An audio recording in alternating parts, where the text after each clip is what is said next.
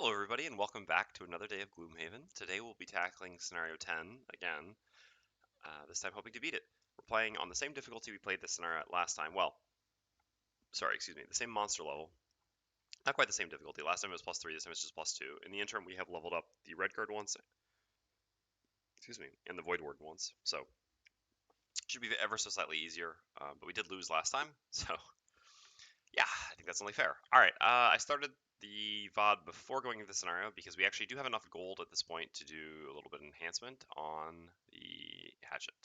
So that's what we're going to do. Let's get 72 gold at this point. I mean, there's nothing we're really interested in enhancing on the Hatchet more than just a +1 attack. There's not any... There don't appear to be any broken enhancements. I guess I'll go over these quickly. So these are all the cards we currently have available to ourselves. And this. So we can't, I mean, enhancement dots seem to be well managed in Jaws of the Lion. We can't, there's no dot there. This dot wouldn't do anything. This is the favorite anyway. Here we never use this. There's nothing useful there. Here we can't even put +1 attack on follow through if we wanted to. I mean, we couldn't enhance the attack, only the range, which we absolutely don't care about. It's already range 4, a loss and nothing. A loss and actually nothing. We can't even enhance repeat shot. Interesting. Okay. Yeah, so care package, we can enhance the heal or the attack. Obviously, the heal would probably, the attack would be better to enhance than the heal, but neither of those are super appealing because we use this bottom as often, or maybe even more often we use the top. I mean, we could always do like +1 move on one of these moves, but that's not very exciting either. Here we do have an enhancement dot. I assume on extra lift we also have an enhancement dot. Yeah, we do. So those are candidates certainly, but at this point, there's really just nothing as obvious as center mass. Just putting a +1 there. I mean, realistically, there would be 2 attacks that I would like to enhance that I'm going to use just all the time, right? Which is repeat shot and center mass. And this one has a dot, this one doesn't. This one costs 25 more gold. So yeah, the choice is pretty simple here.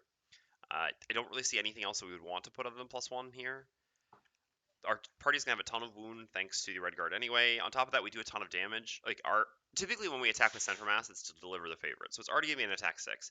Adding wound or poison or curse or even immobilize to such a high damage attack has pretty limited value because often the attack is going to be killing things or close to killing things. So really, more than anything, a +1 just makes sense here. This is not incredible because I will admit that as we level, we do start to use bottom center mass more often than we use the top of center mass, or at least like right now we use top of center mass 80 to 90% of the time, whereas we use bottom center mass 10 to 20% of the time, and at the very least it sort of gets much more close to 50, much closer to 50-50. Okay, so 50 gold down, so we're at 22 gold now. All right. We should still have our excellent hand. Yeah, our hand setup is down there. No, I don't need that. I need this. I need solo mode, and this is hand number 2. Perfect. Okay. So we do this, sort, and put you down. This, sort, and put you down. This, sort. Oh. Well, still in the right spot, and put you here. Okay. So first we need to do a city event and a road event. We can also consider if there are any cards we should bring specifically for the scenario. But I think all the choices we made, I mean, all the cards we have right now are the cards I want. Did I bring any special cards for the previous scenario that I would want to cut here? No, not really. Again, the only card that really is maybe consideration for cutting at this point is Shocking Advance, but it's still just, it's 3 decent things with a move 3 with good initiative, a good initiative, a move 3, and a top, which sometimes gives a shield, so it's fine. It is fine. Okay. So let's go ahead. Oh, we can get one more small item on the Red Guard, though. 95 gold, that's definitely worth doing. What is our reputation? So -1, and all the items we can buy are up here.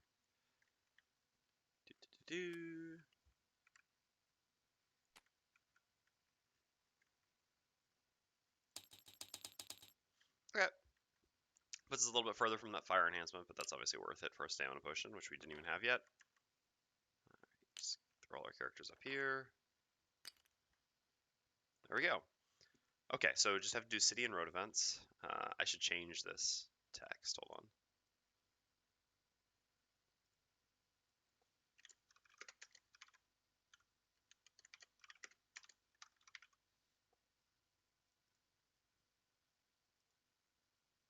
I'm just clicking all the buttons except the right thing. All right.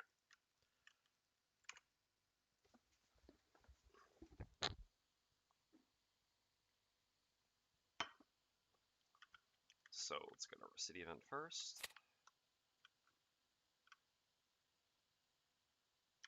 Okay. Nice. No, it shouldn't be enough, but yeah, definitely nice. We'll take that. Okay, so yeah, it wasn't enough to make any significant differences. Okay, that's fine. So now we can just go grab our road event. I'll just apply both of them afterwards.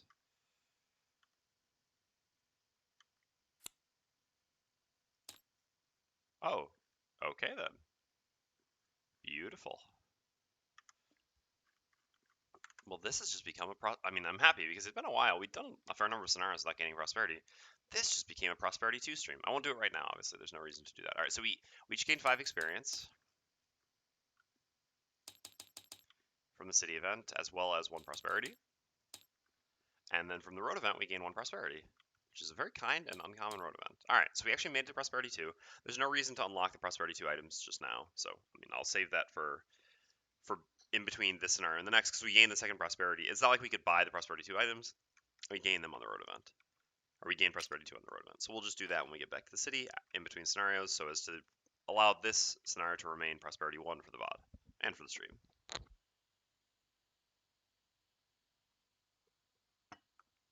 Okay, so goal for this scenario is to kill all enemies. There are no special rules.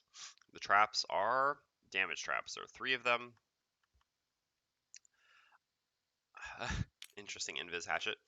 I don't know exactly how we started this last time. We had a really good plan last time, so let's see if we can't do it again. I'm not exactly sure what it is. I'm just placing them for now. I'm not sure that that's the actual spots that I'll start in, but I have an idea for where we can start. So what was it? We had a way to just basically kill these flame demons last time. It needs to have shield spikes up, I think. How do we have shield? How do we have all the things? How did we do this last time? We had something that was so good. So good. Or was it just over the course of 2 turns? I feel like we were supposed to have a really good first turn last time. We'd figured something out that was going to be really good, and then it just didn't work out, but... Because without shield spike stuff, this is still just 1 direct damage.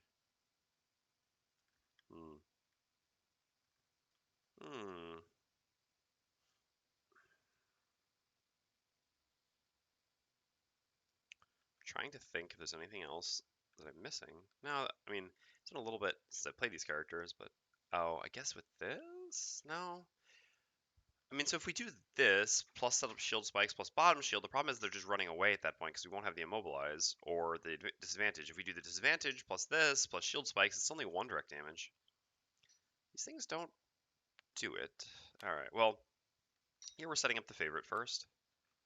And as for a bottom, probably just, as usual, creating wind.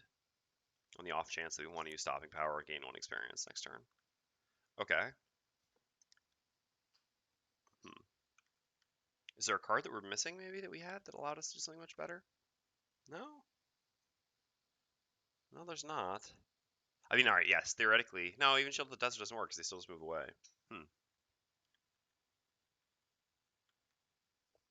It must have been a turn 2 that we went for the kill then? Because I just don't see any way to have made this work turn 1. Without, without an extra action, which I don't think we're capable of gaining.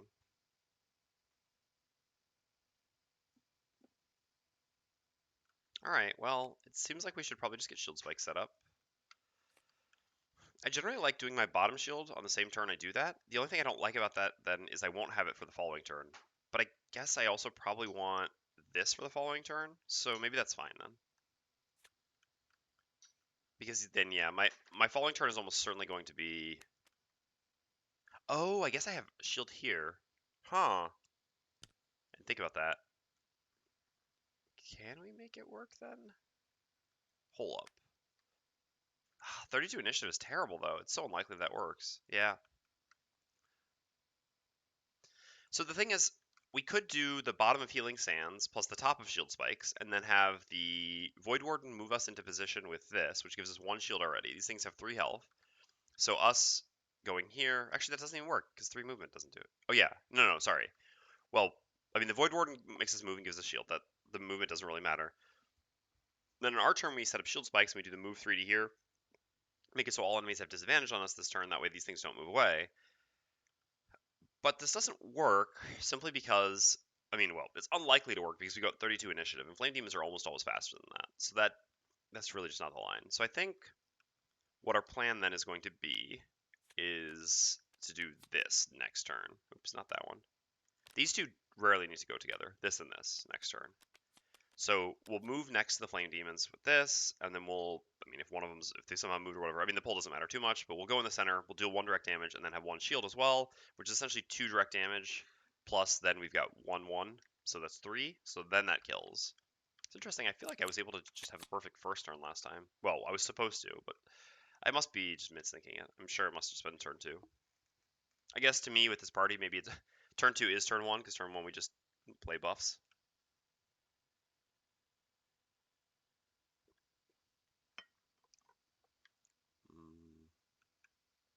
Yeah, I mean, I obviously could play Resign Frenzy here. Not even that. No, not even really. Not even really. All right, how much health and shield do these things actually have? At the same time, they're pretty easily killed by the red guard, and they don't do a lot, so I don't know that I need to focus on them. Do my characters want to be a little bit further up, is the question? Something like this? Yeah, I mean, even if this does its target all adjacent, we always move before it, so this is fine. Yeah, this is fine. And I guess we can even be, like, here? Yeah, I think that's fine as well. Might as well just give ourselves 1 free movement. I don't see any downside to it here. All right, well, we're just going to do the first thing we do every night. Voidwarden, try to take over the world. No, we're going to set up Master Influence. Anytime there have been scenarios where I've thought, okay, well, this is a relatively difficult start. Let's just not set up Master Influence. But then you end up gifting attacks, and then you always end up regretting it, basically. So, I mean, every time I've not set up Master Influence right away, I've ended up regretting it. It's ended up costing me an attack or making attacks significantly worse for a little while, or making them less predictable, etc. To the point where I've just regretted not just playing it, because even though it cost me an action here, 1 missed attack, and I've already recouped it. So, yeah. And I think we're pretty okay here. This isn't the toughest first room ever, with just 3 regular enemies, 2 of which are Flame Demons that don't hit that hard. Obviously, if they do the multi-target wound, I'm very unhappy, but I mean, every enemy in the Gloomhaven has something. Well, not every enemy. Firmling Scouts. Now even Firmling Scouts have multi-target. There's always something you have to be worried about. We can't play around everything. So I think, again, just setting a Master Influence and using Freeze the Soul Bottom to stun probably the Earth Demon, assuming it hasn't gone yet, makes sense. Okay, yeah, so the Earth Demon was going super late, and I think he's doing the target all, and these are doing the line attacks, which is exactly what I was planning on. I mean, which is something I was considering in my positioning, although there was no way they could actually hit me with positioning. So we just get a you all do nothing first. Well, or no, it's not possible. Well, hold up.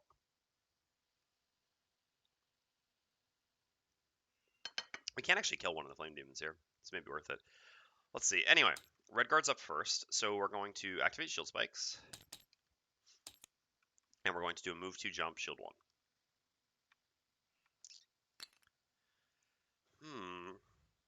So, I mean, we don't have to take hits, but we can. These hit for how much here? 3?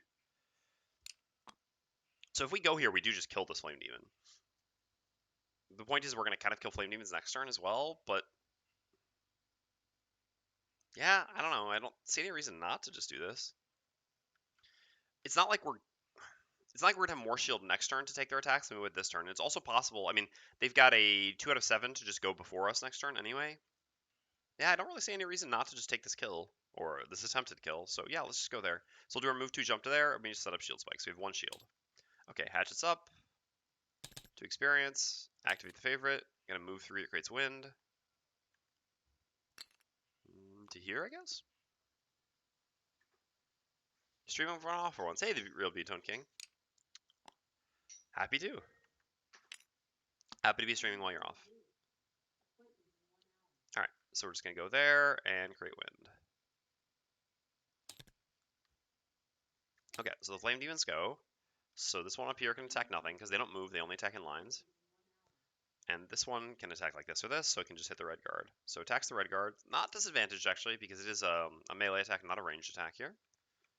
So attacking it for +0, there's no fire, so this is just an attack 3. Okay, +0 is literally perfect. Couldn't have done better. Because we really did need... Well, actually, that's not true. Even in a -1, it's actually fine. We needed the attack to do at least 2 damage so that we could get 2 shield. If they drew a -2 or a miss, I actually wouldn't be able to kill the Flame Demon here. Even with a -1, I would be able to because I would just use this and this first, which would give me 2 shield.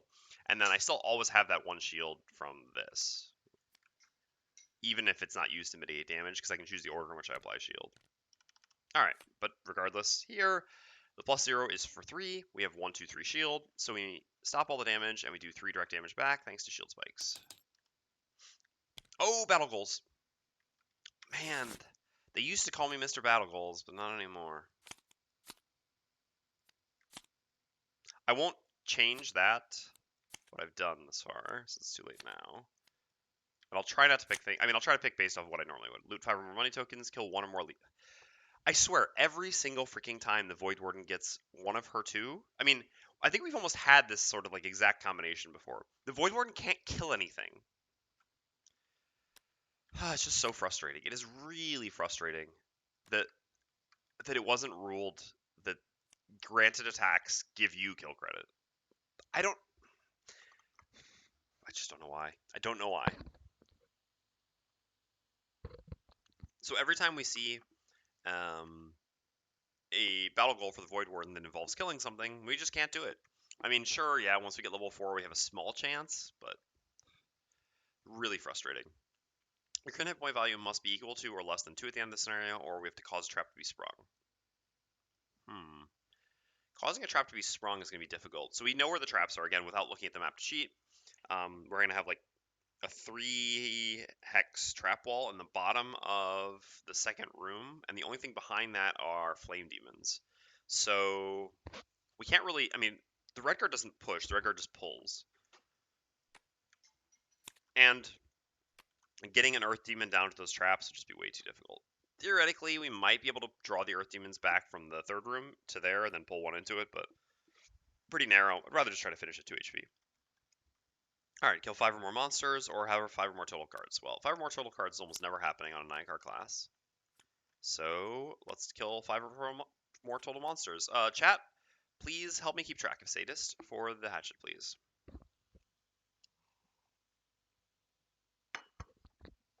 Okay. Battle goals were good. Mr. Battle Goals. Okay, so the Voidwarden's up next. I'm going to use the top of Master Influence, gain 2 experience, and then I'm going to use the bottom of Freeze the Soul, curse myself, and stun the Earth Demon. I'm not going to bother stunning the Earth Demon because the Earth Demon's next, and he does nothing. It does nothing. Alright.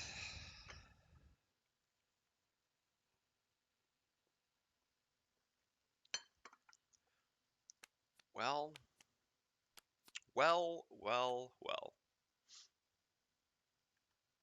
1, 2, 3. Yep. Alright. So, I mean, our combo still makes sense here in the red guard. We still have 2 direct damage here, plus 1 from our hide armor. So this is 3 direct damage to finish off that flame demon there. It's a pretty easy line. Again, it can go before us.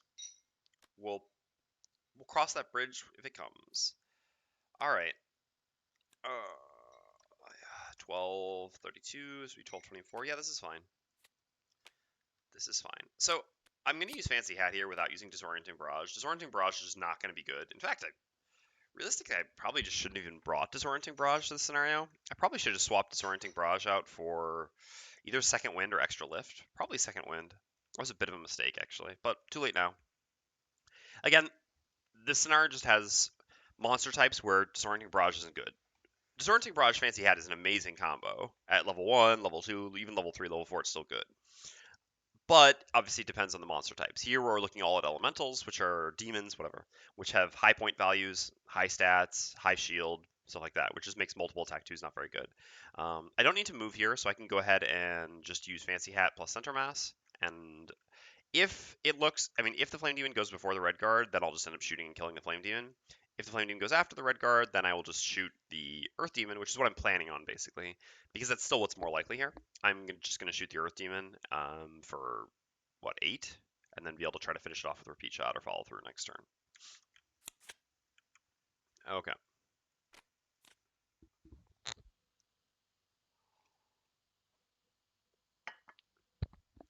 So, Voidwarden.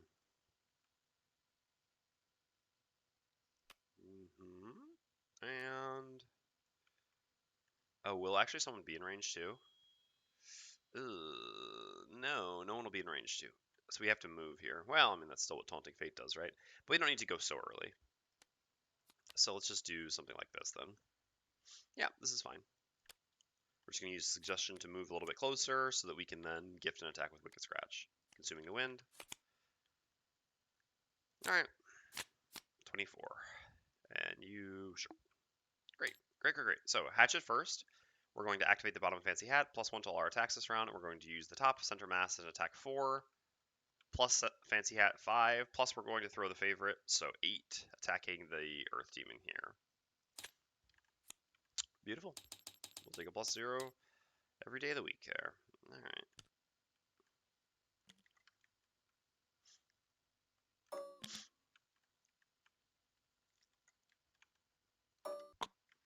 Okay. Let's just delete this one, yeah, because we... Alright, so we're done. So then the Red Guard goes. Red Guard is going to use the bottom of Healing Sands. Yeah, just standard turn, perfect. The bottom of Healing Sands to move 3, all attacks targeting you this round gain disadvantage. We're going to move to here. And then we're going to use the top of Barbaric Instincts. We're going to do Shield 1, Pull 1, Range 2. This does nothing. I technically could. We could get the coin, but then we wouldn't get the direct damage here. Seems worse. Seems worse. I mean, it's not like the Hatchet's not going to just move here, loot everything next turn anyway. Hatchet! Alright, we'll have opportunities to pick up gold. So, all attacks targeting you this round gain disadvantage. We pull nothing, we gain Shield 1, we create fire. And all adjacent enemies suffer 1 damage. So you take 1, and you take 1. Alright, so now the Voidwarden's up. So we're going to use the bottom of Suggestion. Just normal Hatchet things. Is normal Hatchet things? Yep, pretty much. Hatchet is completely balanced. Okay, so on the Voidwarden we're going to do a default, or not a default, a move 3. 1, 2, 3 to here. I don't really mind being next to this thing because, I mean, it's essentially dead. It's not AoE attacking anyway this turn, and we'll always get to go before it next turn anyway. Alright, so here I'm going to use the top of Wicked Scratch. I'm going to create Dark, gain 1 experience. I'm going to gift an attack 4, but I'm going to use Master Influence to consume that fire, because they're going to recreate fire anyway, and they are going. To consume the fire, so this attack 4 becomes an attack 5 with advantage, gifted to Yol Redguard, targeting the Earth Demon. Yeah, targeting Earth Demon makes sense, because we'd rather just die and not attack. Leaving Wind made sense because it would reduce its attack, but still. Okay, here we go. Well, I think that kills. I think that kills. And there we go. Okay. Flame Demon's up next. So the Flame Demon generates fire. It cannot move away to lose disadvantage, because it's always disadvantage because of the bottom Healing Sands. So it makes an attack 3 with disadvantage on the Red Guard. Okay. Nice. That's actually perfect. What nice draws we've had this far. This is very foreboding in my mind. I get very nervous when I get good luck, because I know what comes after. Alright, so this ends up being an attack 2. We have 1 shield from our top ability, and then we'll get 1 more shield from our hide armor, which means 2 total shields, and the Flame Demon is dead. Just red guarding our way through all these Flame Demons. Alright. What is it over here? We have to loot 5 or more money tokens. Oh, God. Impossible with a Hatchet in your team.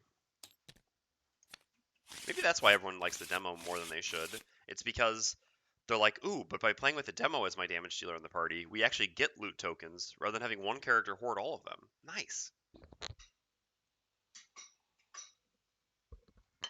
Alright. Well, time to go into the next room. Now the downside here is that we're not quite set up. Can we better set up to go into the next room? Not really. We also got fire for this. It's pretty beautiful. Just like this. This is 2 shield, immobilize. Yeah, what's not to like? So the favorite is here right now.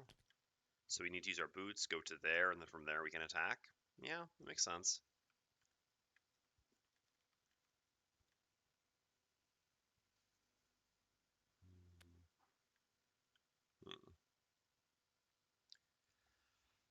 I guess I'm just going to attack with a repeat shot here. I don't have the range for the... I mean, this is too risky here. Extra lift might actually be better. I mean, I guess if I wanted to attack 2, I would just use care package here, which I don't want to use either. I'd rather attack 3. Alright, so it's got to be this and this then. We're going to go later with the hopes that enemies might move up to make it easier for us to hit them. True, but demo feels bad to me. Oh no, I agree. Demo is bad.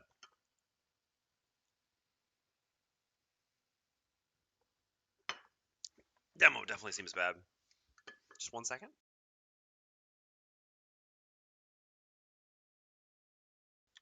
Alright. Sorry, I just had to kindly... Yes, please. Thank you very much. Kindly ask my wife for water.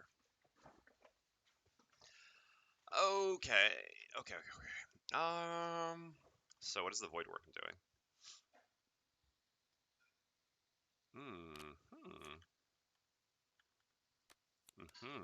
Oh, yeah. Oh, yeah. That's the stuff. So we have dark. I'm not going to do anything with that, though.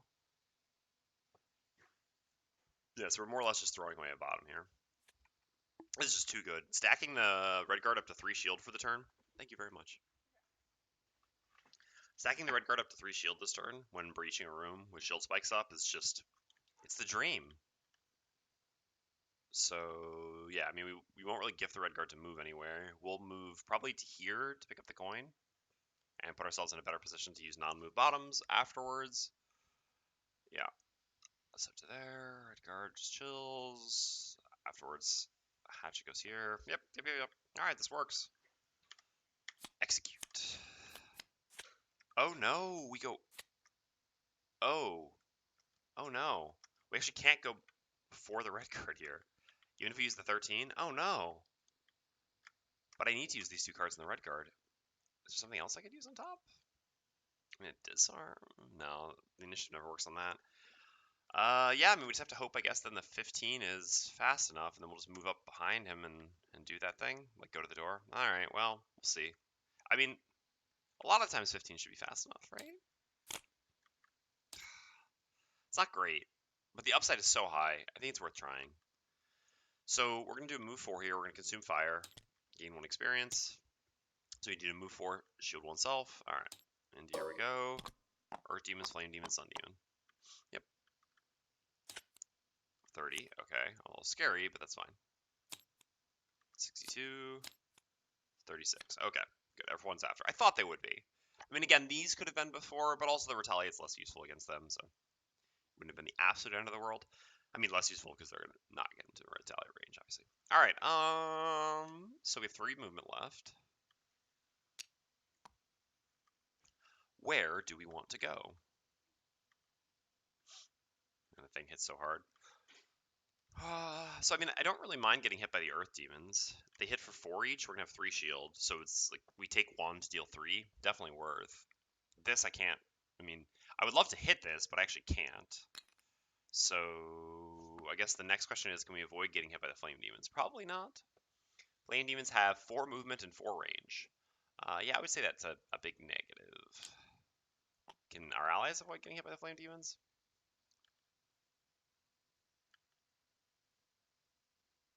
So what is our range on this? It's 3, right? Yes, okay. So we can still go to here and do it to him if he's here. So we can't go there, so we can go here or here. And yeah, either one doesn't really change anything. Let's go here. Yeah, it's probably... It doesn't really change much. I guess it's technically better to hit the lower numbered Earth Demon, because that's the one that's going to advance sooner. Easier to kill and brings the favorite closer to us. Sure, let's go like this then. Okay, so we go here. Oh, we're not hitting anyone, I forgot. We're not actually attacking. But again, we actually want these things to attack us. For some reason, I was thinking we were using the attack to generate shield, but we didn't have light. All right, so we create light here. So I mean, obviously I could immobilize one of these and move away.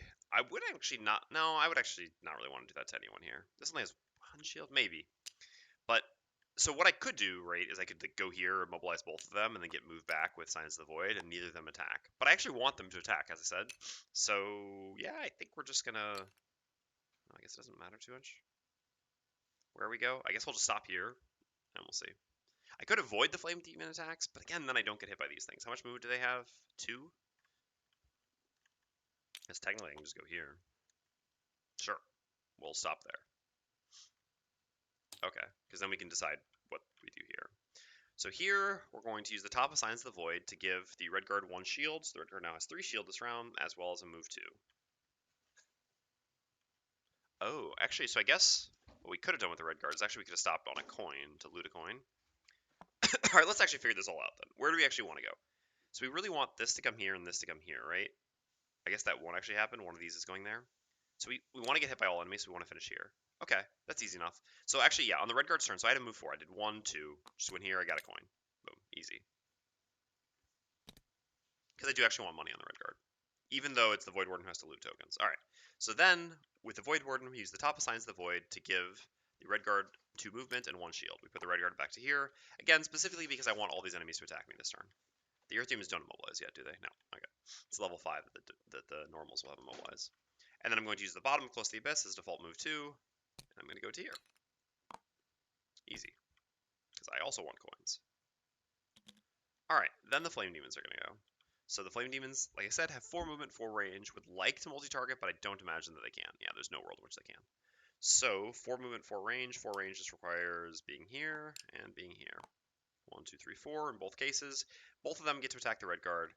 None of them are going to deal any damage. Neither of them can deal damage here. They actually just literally cannot deal damage with these attacks. Because their attacks -2 on 3s, so 1s. I don't really like to see that there.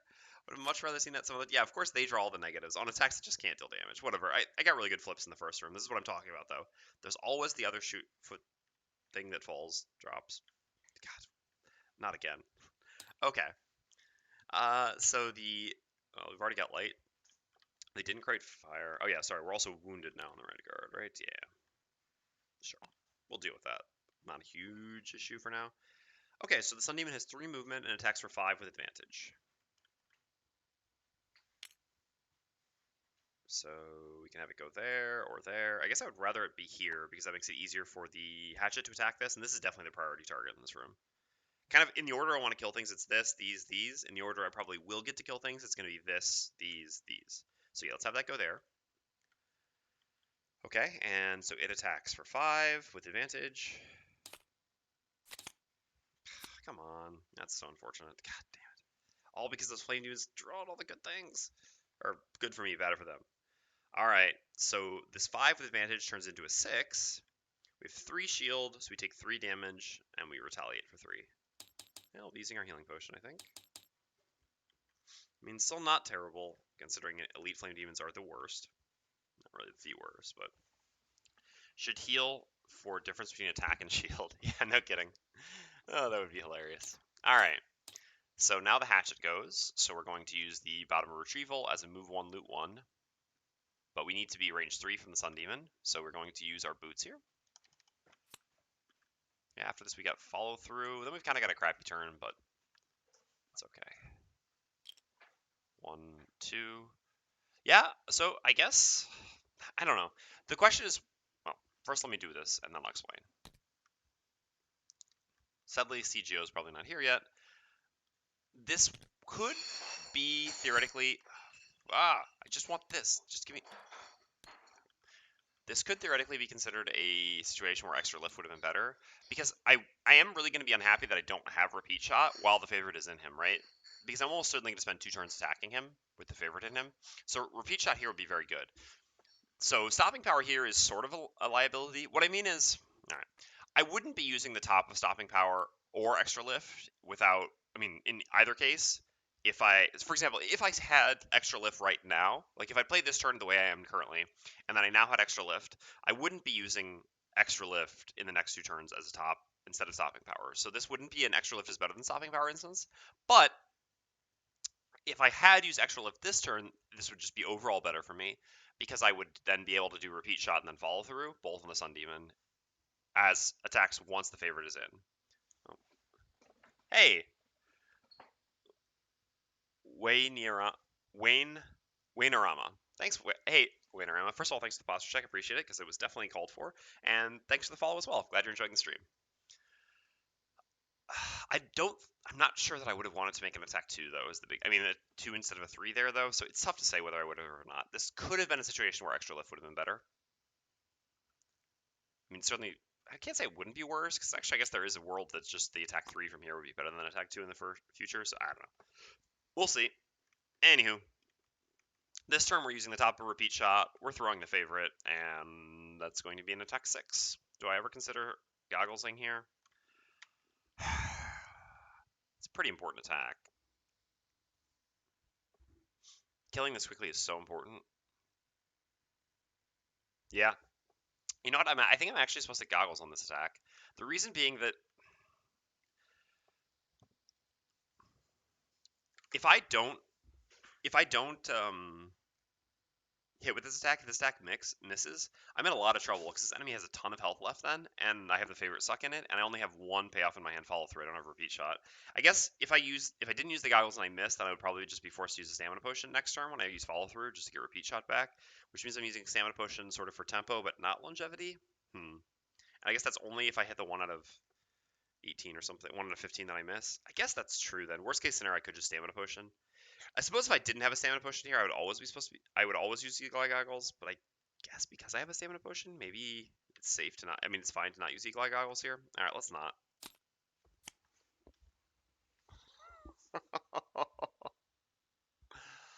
Oh my god.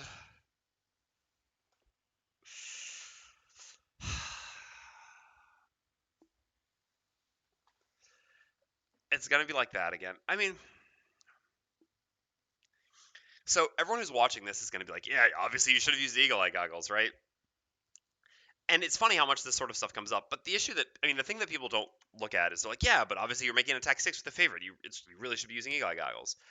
Thing is, this isn't going to be my only attack 6 with the favorite in this room before I long rest again. There's no world in which I'm long resting at the end of this rest cycle. So I'm not getting the goggles back. So I only get one goggles attack in here. And it's also very risky not to have the goggles when I attack them. And there might also be a future instance where I want the goggles there or for an AoE. Like, I don't know. It's always so easy to say, I should have used the goggles. But it's only a 1 out of 15. God. It does feel terrible, though. I mean, because I consider that this is a possibility, but I mean, the odds are so low there. It is. I mean, whatever. I guess we're just forced into stamina pushing. In truth, since I missed right now, I think I actually just stamina pushing right. No, because we can always do follow through next turn, and then I don't know. Maybe our allies do enough damage to. Maybe we do get to do enough damage to the Sun Demon regardless that we don't need to use repeat shot on it. We're only missing 1 damage by not stamina pushing now, and it's better if we can save it. All right, let's try. It's a really rough miss, though. It's a really, really rough miss. All right, you go here, you go here. Both attack the red guard. Yeah, let's see all those positive modifiers. Yeah, well, not that many. Okay, so this ends up being a 1 and a 2. So we take 3 damage on the red guard. Yeah, we're definitely going to be using that healing potion, huh?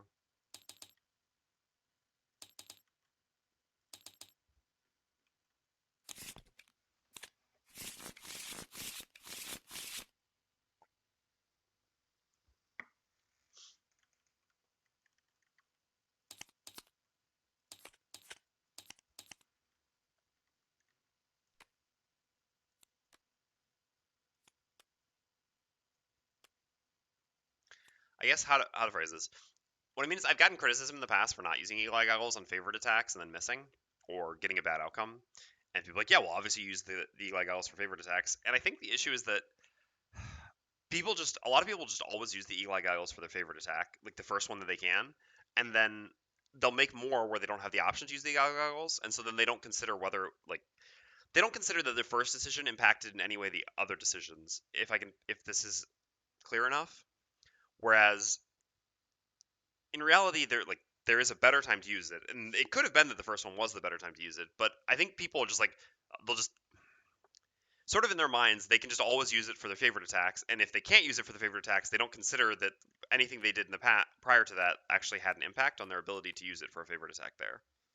It's kind of the way I want to put this. I don't know. I'm not doing a very good job explaining it. And I'm not trying to be defensive either. Like, I do regret not using it, but I'm still not sure that it was correct. Okay. Man, this is tough. I really want the shield, but I also really want Strangling Chain. Oh, I guess we don't have fire right now. Yeah, and then I guess we have a pretty clear line here. This turn we create fire and deal AoE damage to everything adjacent, gaining a shield. Maybe the immobilize even does something, and then next turn we do better things. I don't have to use the potion if I just use the big heal. Maybe the big heal here is just fine. Just doing this. How good is this going to be here? We don't have dark right now. This is also really good. But I do feel like I should heal the red guard here. I feel like it's kind of necessary to heal the red guard with how much health damage the red guard's taken, and the fact that a heal is so good, and our initiative is just perfect to go before that and remove the wound. Alright, I mean, I guess I'm probably never using give and take top here. We've already used the bottom of Reason Soul, which is the biggest reason for having give and take. Okay, and then we're just attacking with follow through. And probably moving with this. I mean, there's a world in which we attack with this next turn. I guess we can just move with this. I could potentially use either of those attacks next turn. Let's just play these two cards as the cards we want the least. Oh, but if we end up stamina potioning, then... No, then I'd be happier just to have not used stopping power, or not use this, I guess. Either one. Yeah, let's go with this, because it's just one for healing on the red guard.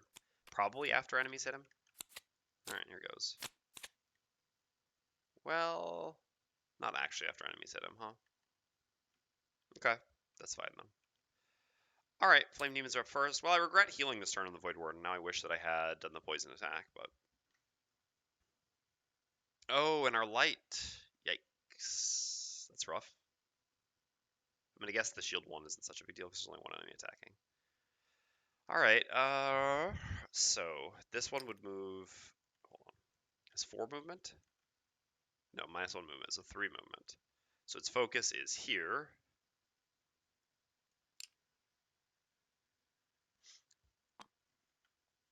Okay, we need traps.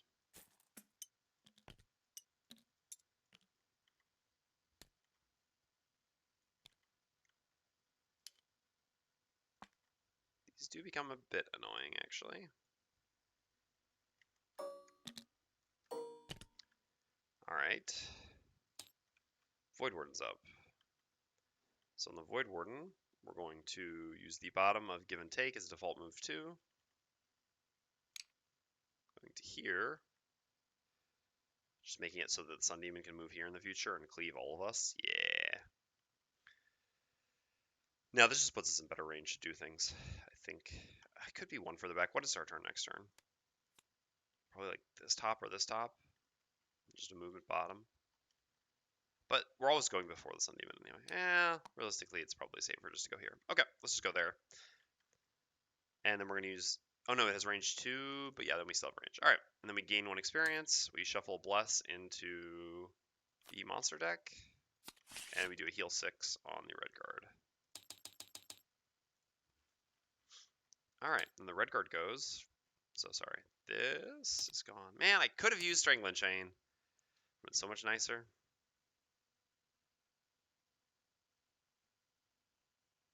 Still probably correct just to do this and this. Rather than this and this. This is just more damage. This and this we get both elements, but I don't actually care about having light next turn, so yeah. Alright, so let's do all adjacent enemies suffer 1 damage, loot 1, and then an attack 3. I guess technically we should do the attack 3 first. Yeah. Definitely makes sense to do the attack on the Sun Demon. Sun Demon's attacking at +1, is it? Oh god. So attacking for 6 advantage? Yikes. We're gonna miss that shield a little bit, I guess. Alright, let's attack this. I mean, we could just move back and immobilize the Sun Demon. Is that better than doing 1 damage to all of them? Probably, actually. It's gotta be better, yeah. Rather than doing 3 direct damage, we avoid taking attack 6 with advantage. Yeah, I think that's probably worth. Okay, let's do attack 3, immobilize on the Sun Demon. Okay, well that's good. And then we're going to do a default move just back to here. So we're not going to have fire this way is the annoying thing, but still got to be worth.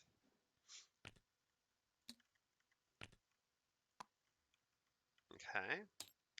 So then the hatchet goes. Well, man, no, we didn't need to do this, but that's okay. So they're not creating earth for them either. Alright, so we're going to attack with follow through. We gain 1 experience. We do an attack 4, range 4, targeting the Sun Demon. So 3 damage. So, do we need to Stampot? Repeat shot is a pretty clean kill from here. With mediocre initiative, but yeah. Do we have to kill the Sun Demon is the question. The Voidwarden can actually probably just kill it, right? But then what are we even doing next turn? We're just going to move and attack something with stopping power? Yeah, sure. I think this is fine. We're also never getting back the favorite at this point. Okay. So we're done. So then the Earth Demons go. The Earth Demons don't have Earth, so they just heal themselves for 3. So all that damage we did to them last turn, in exchange of taking them, got mitigated. And the Sun Demon goes, creates light, and loses Immobilize. That's the end of the round.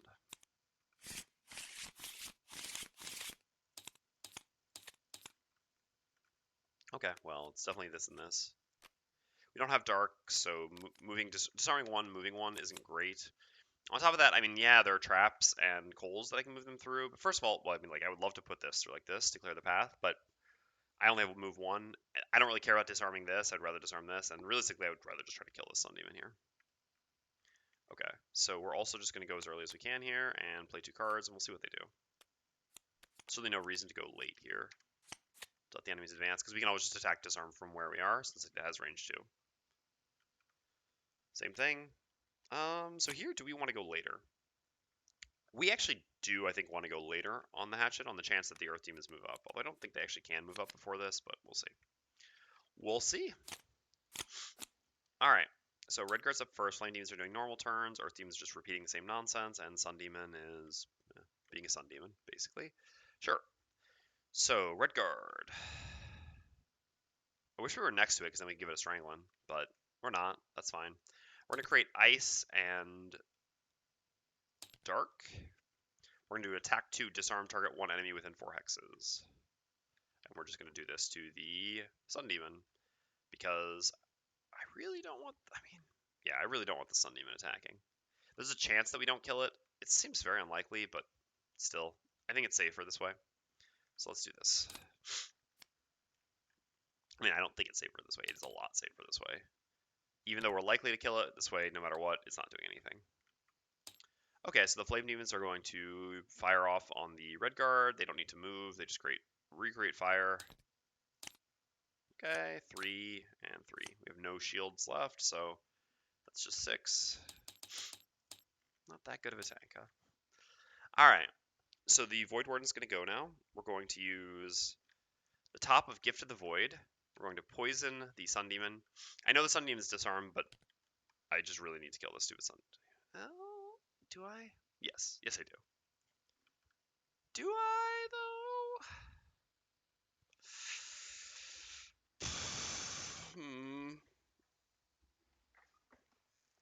Trying to think here. Because getting poison on one of these other things is so much better. No, I have to kill the Sun Demon. The Sun Demon is just the greatest risk in this room. It is stupid not to kill it. Let's not take any chances. Okay, so I'm going to create a new dark here. And with that dark, I'm going to poison the Sun Demon. And I'm going to make the Hatchet suffer 2 damage. I'm going to consume the Old Light with Master Influence. This gives Hatchet an attack 5 with advantage, targeting this Sun Demon here. Okay, yeah, of course, now we get all those amazing modifiers. I mean, super dead. Oh, gosh darn it. I always forget to keep my copy-pasted version up there. I guess I don't, because then I'm afraid that I'll think that I have access to the favorite, but it's actually much more annoying if I don't do that. Alright, so that's dead. And then we have the old dark still, not the new dark, but there was a dark created by Desert Knight, which we'll go ahead and use here. So we'll gain 1 experience, and this gives us a move 3, attack 2. Might as well. Might as well. All right, and so with that, we'll go to here just to get a free attack 2 on this Earth Demon. The rare instance where we use our modifier deck. I love these modifiers. All right, so we get to heal the red guard for 1, and we get to damage the Earth Demon for 2. And, oh, yeah, that actually just accomplished nothing. He's healing himself. Well, it actually did accomplish something, but yeah, whatever. It accomplished satisfaction.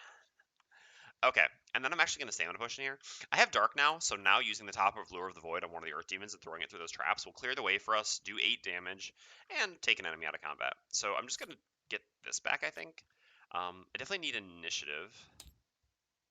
And I don't have any bottoms that give good initiative and actually do something without playing losses, which is not going to happen here. And I need the Dark for this. It's not like I could even gain the experience here. 13 initiative seems just safe. So yeah, let's just stamina push in that back. Also, using a stamina push in here on our first rest cycle makes a reasonable amount of sense because we have an 11 card hand size, so getting an additional getting an additional card gives us an additional turn. Okay, so the Earth Demons go. They don't have Earth, so they're not mobilizing anyone. It's just this one is healing himself back up. And then the Hatchet goes. Sun Demon's been eliminated. So Hatchet, I'm going to do I wish we had a move 3 here. We'd actually be able to recover it. I mean, we do with a loss, but if we play a loss here, the only thing we're losing is the scenario, to be clear. We could do, and everyone would be like, yeah, but you could do so much direct damage. Boom. I mean, it would make this room a lot easier. No, it really wouldn't. It really wouldn't. If we had boots, maybe. If we could do all 3 direct damage to the 2 flame demons here, but I don't know. It's not even really worth it. Now, because we go here, 1 damage to these, and then here, 2 damage to all of those things. This is a lot of direct damage, but it's just... This is never worth it. All right.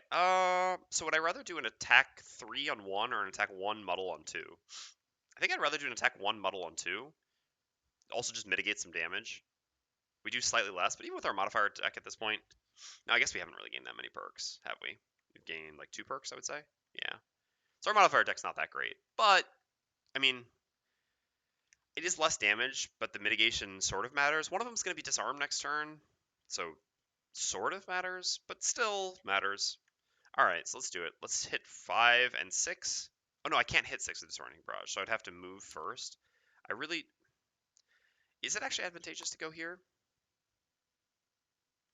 I wonder. Because the next turn, the next turn I can loot it, pick it up, and hit with a favorite. Yeah, sure. I mean, Red Guard's going to come in front of us. All right, so let's move there first. And... So with our deck, I believe we do higher damage. So at this point, actually, Disorienting Barrage, disadvantage on 2 targets, really can't be worth it. And if I had the wind here, it would actually be great. Yeah, let's just do an attack 3 on, I guess, number 6, actually. Number 5 will be sent pretty far away. Let's attack number 6 with stopping power with disadvantage. Okay, yeah, so it was the same as if we'd done a default attack. The only difference being that this way we get rid of -1. Okay, so 2 damage there.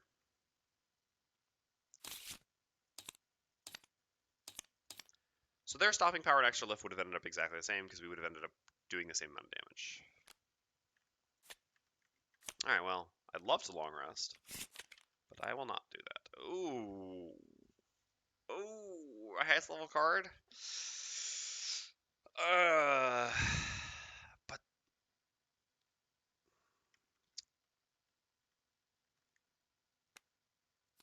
Such a good turn otherwise. Plus, paying life is not a tiny cost here. We're definitely short resting as well. As much as I love to long rest to get this back. Oh, perfect. Couldn't have drawn it up better. Might as well have long rested there.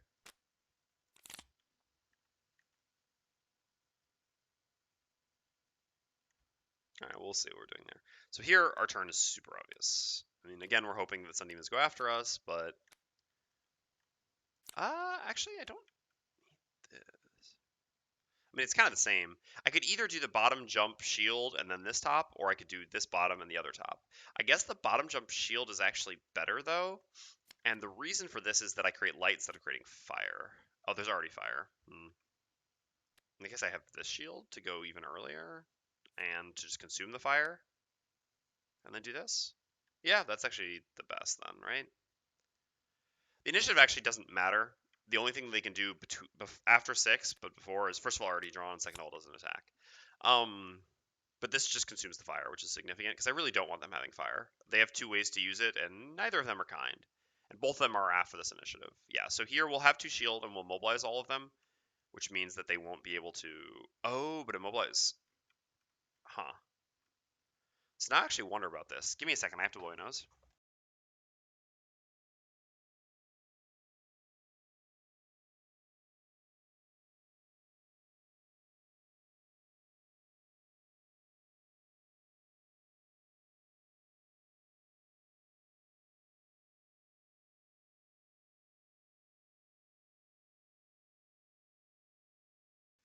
All right, chat, I have a question of interpretation for you. A rules question, as it were.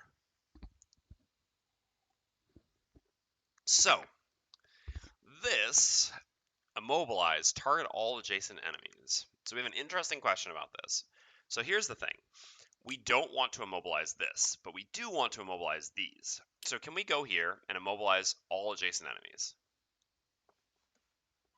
But not immobilize the Earth Demon. So I'm going to lead with this, and then there's going to be a twist. You know, I'm going to M. Night Shyamalan on this one.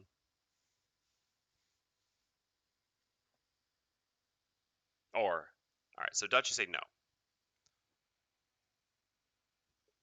All right, don't think so? All right. So, now we have Night Shyamalan on it. What about, could we, no, not on the digital version. All right, can we go here, and what if we have an attack target all adjacent enemies?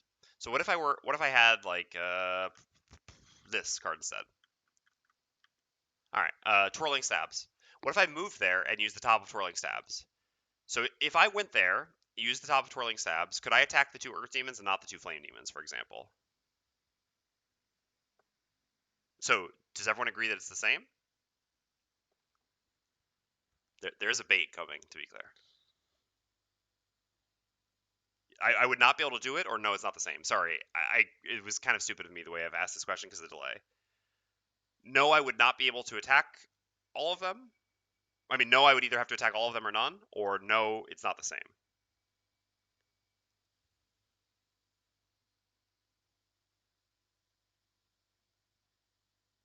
Well, it's target, so you can select target. So in this case, I would be able to only target some of them. Yes, have to attack all adjacent. Do you think there is a difference? All right, so some people say there's a difference. Target all, so you have to target all. All right. Like I said, I was sort of setting you all up, but not completely. It is actually, it leads to an interesting question, but I did want to kind of, you all kind of proved a point to me, which is what I wanted. All right, so this one, I can tell you 100%. All right, so all around, I can tell you that most of you in chat are wrong, which it's not your fault. I don't blame you because I also didn't know this until, like I said, about 2 weeks ago. I actually mentioned this yesterday. So with this, I could choose to attack some of them and not attack all of them. Now, to be clear, in digital, you cannot do this, but digital is also wrong. I could use this. So again, let's bring this up here. Boom. I know. The twist. All right. So if I were here and I had Twirling Stabs, I could choose to attack the 2 Earth Demons and not attack the 2 Flame Demons. But how, we wonder? This doesn't make any sense. All right, well, how isn't so much an important question here, as in the more important question is, how do you know this? And my answer is literally directly from Isaac's mouth in a 1-to-1 basis. Well, actually 1-to-2 basis, because Themris was there as well, and we were both surprised. All right, so I'm questioning everything now. So we could do this, and again, I have no doubt in my mind. Like I said, there's no way I've misconstrued this, misunderstood this, or that there's any way that I'm wrong about this. Again, unless Isaac was wrong, but So it has to do with the definition of target. All right. So that is an interesting point, Justinian. So Justinian's onto something. But then again, so here this also targets, right? So now, but Justinian's not like Justinian is really onto something here. So this is why, even though I know this, I'm still not sure about this because attacks are how to explain this. So Isaac's explanation, like Isaac's understanding of this and reasoning for this, kind of makes sense. What Justinian means is that all an AoE attack like this is, or an AoE attack like, do we have something with some hexes? Like this, for example. All this red stuff is, like, people kind of misunderstand this. They're like, yeah, it's like a breath of fire, or it's an explosion, or a bomb, or something like that, which, I mean, it's supposed to be what it is, but in the game terms, all it is like a series of targeters, right? And, for example, when you make a multi-target attack, like if you do attack 3, target 3, range 3, right? Like fire orbs from the Spellweaver. You don't have to target 3 things within that range. Now here the targeter is more specific of where you can target, but it's still never mandatory to target. You can choose to target things or not. It's just a series of targeters, just like what basically Justinian's talking about, the definition of a target. So that is why actually for something that targets all adjacent enemies, or and all enemies within certain criteria, you can choose not to target them with an attack. I don't know if that's the same or not with a condition. I don't know if, because conditions are a little bit different because it's not actually like an attack. So I don't actually know, which is legitimately why I asked this question. It wasn't all just to like, it wasn't just to M. Night Shyamalan you all. It was actually to see if anyone had a read on this. So Justinian does think it's different. I'm not actually sure. So my inclination here is I'm going to lead towards assuming that this would function the same because it is the same wording, even if it's a different thing. So target all is the same as target 10. Yes, exactly, basically. Yep, that is a really good way of looking at it, basically.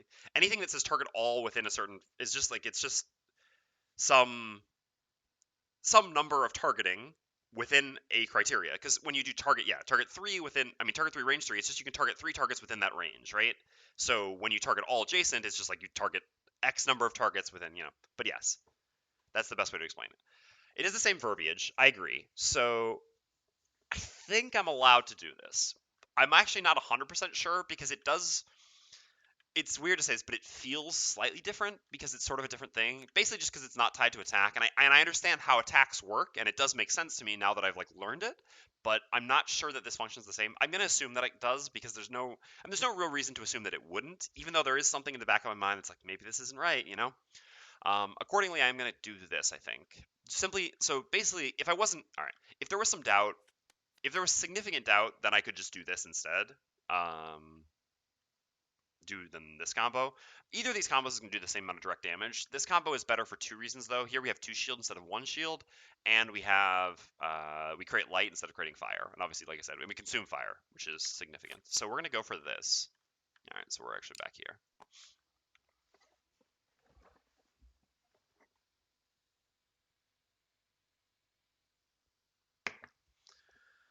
Okay. And thank you very much, chat, for being responsive to the question. I really appreciate when I can ask chat a question and they answer, and the people answer. It is what makes me enjoy this. All right, so what are we doing here?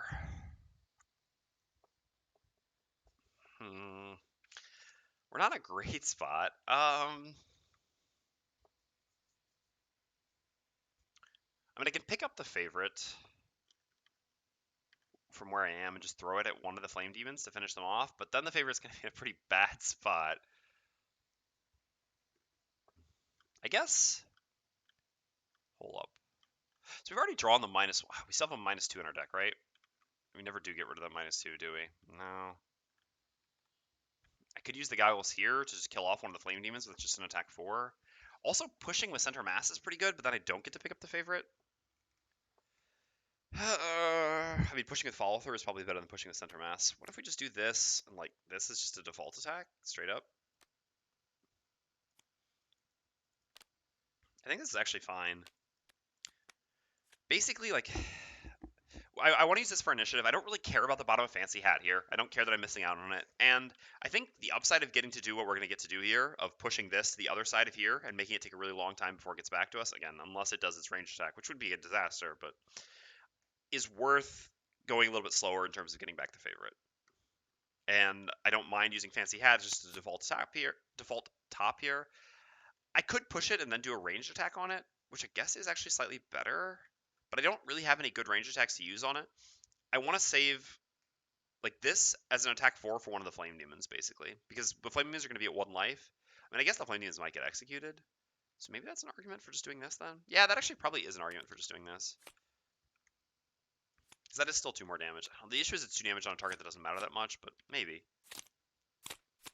Okay, 3. Oh no, that's the worst. That's the bad one. That is the bad one. All right, because now all the red guards stuff here is not going to work.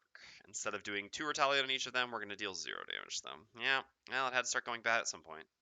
Going badly.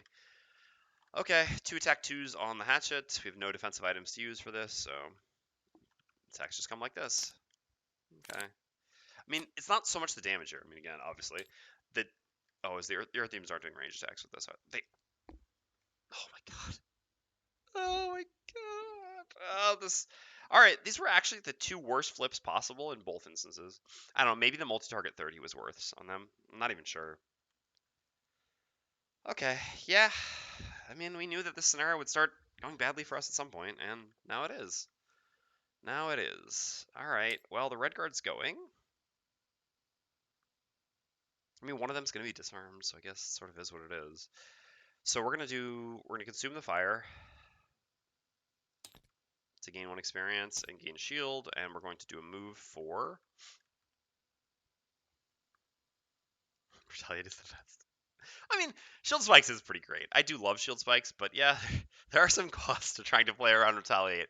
There can be no doubt about that one.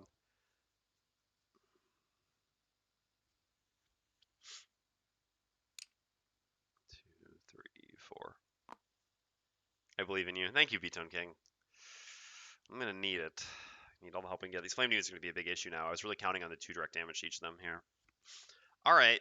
Well, we're going to go there, actually. We're going to use our boots to jump over the lava, obviously. And that's just going to mobilize this one, which is not the worst. It does something.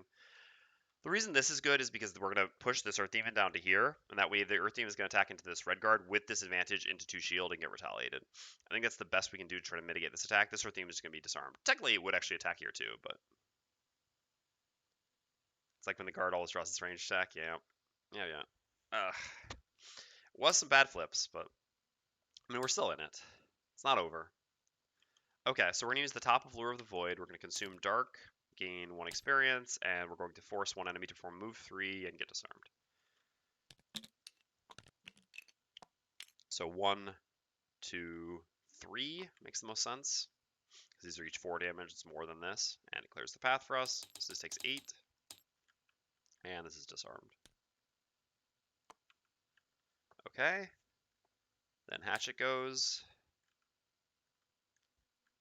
So I'm going to start by using the bottom of follow through to do a move 2, push 2, target 1 adjacent enemy. I'm just going to push. Oh, sorry. No, then I still have a default move 2 with the Voidwarden. Well, sorry, Hatchet. I mean, we're just going to pick it up with retrieval anyway, so it's not like we can loot the Hatchet's favorite.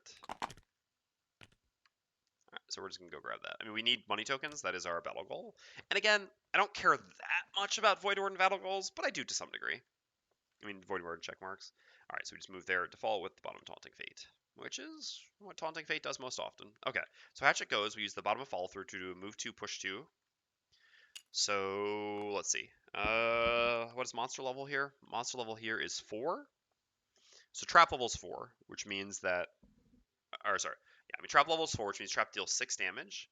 And so if traps deal 6 damage, Hazardous Terrain does half, rounded down, but half of 6 is 3. So it's 3 damage here. And then we're going to use the top of Center Mass to just do an attack for range 3. And we're definitely going to just be attacking one of the Earth Demons. I mean, even a crit doesn't kill, so it's probably better to focus the weakened Earth Demon. So, yeah. I mean, a crit kills here, but not here. What I mean is we're not going to mitigate an attack here no matter what with this attack, so we might as well target the weakened one. So, yeah, let's hit number 7 with our attack 4. Alright. Okay, so the Earth Demons go. So they don't have Earth, so it's just single target range attack. Doesn't move, so attacks at disadvantage on the red guard. Okay, well, that was a very good disadvantage attack, right? So normally this would attack for 4, but here too, we have 2 shield, so we actually take 0 damage. Moving up here was excellent. If we hadn't gone here, this would have attacked for 5 instead of 2. Yeah, not an insignificant difference, I would say, if we'd gone to where we plan on going, which is there. Alright, so we take none, and this takes 2 back.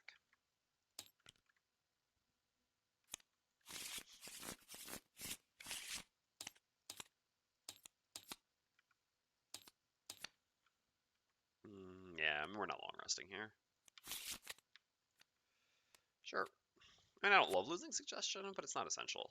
It's just to move through with good initiative, which is something the Voidwarden appreciates having, but it's not something the Voidwarden can't live without. Okay, so it's time to start finishing off these flame demons, huh? To kill a flame demon, we need to make an attack 6. We have our goggles at this point, so that's exactly what we're going to do here. This. Oh no, 31 initiative is so bad. Uh-oh. Uh-oh. Alright, new plan. So I've been meaning to ask for a while, what is the shortcut to draw all cards into the hand? Alright, so first to group all the cards into a pile, you click and drag the mouse over them and select all of them like this, and then press G, which will group them all up. And then to draw them, you just press the number of cards that you want to draw. So in this case, if you have basically, yeah, I mean, 9, as Dutch said, is a reasonable one as long as your hand is 9 or smaller. Here I just press 6, but if your hand is larger, you can just double tap. If you double tap 1, it'll give you 11, or if you double tap 2, it'll give you 22. Although I guess here it does it, yeah. On the old version, it actually it gave you a little bit of a window. So I guess, yeah, here the best is just to press 9, which will draw 9 cards. Or in this case, I mean, I'm just drawing 6, but okay. So initiative sucks here, actually, is the issue. Initiative sucks. No problem. Good question.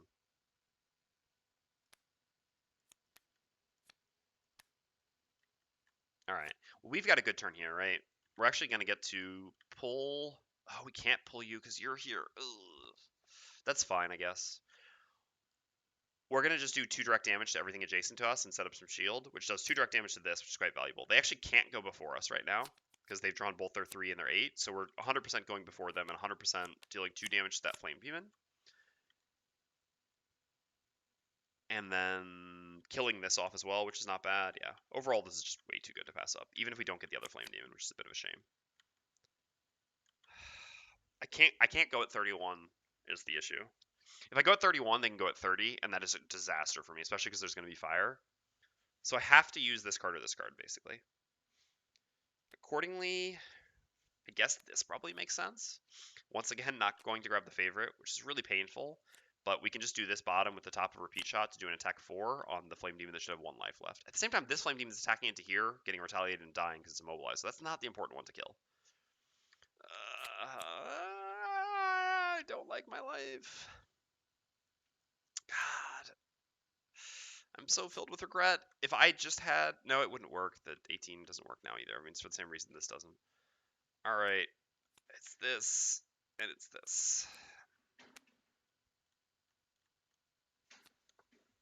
Unless the Voidwarden can help us somehow. Voidwarden, what can you do? What can you do? We don't have Dark. I mean, legitimately, the Voidwarden's best turn is probably just moving this into there and...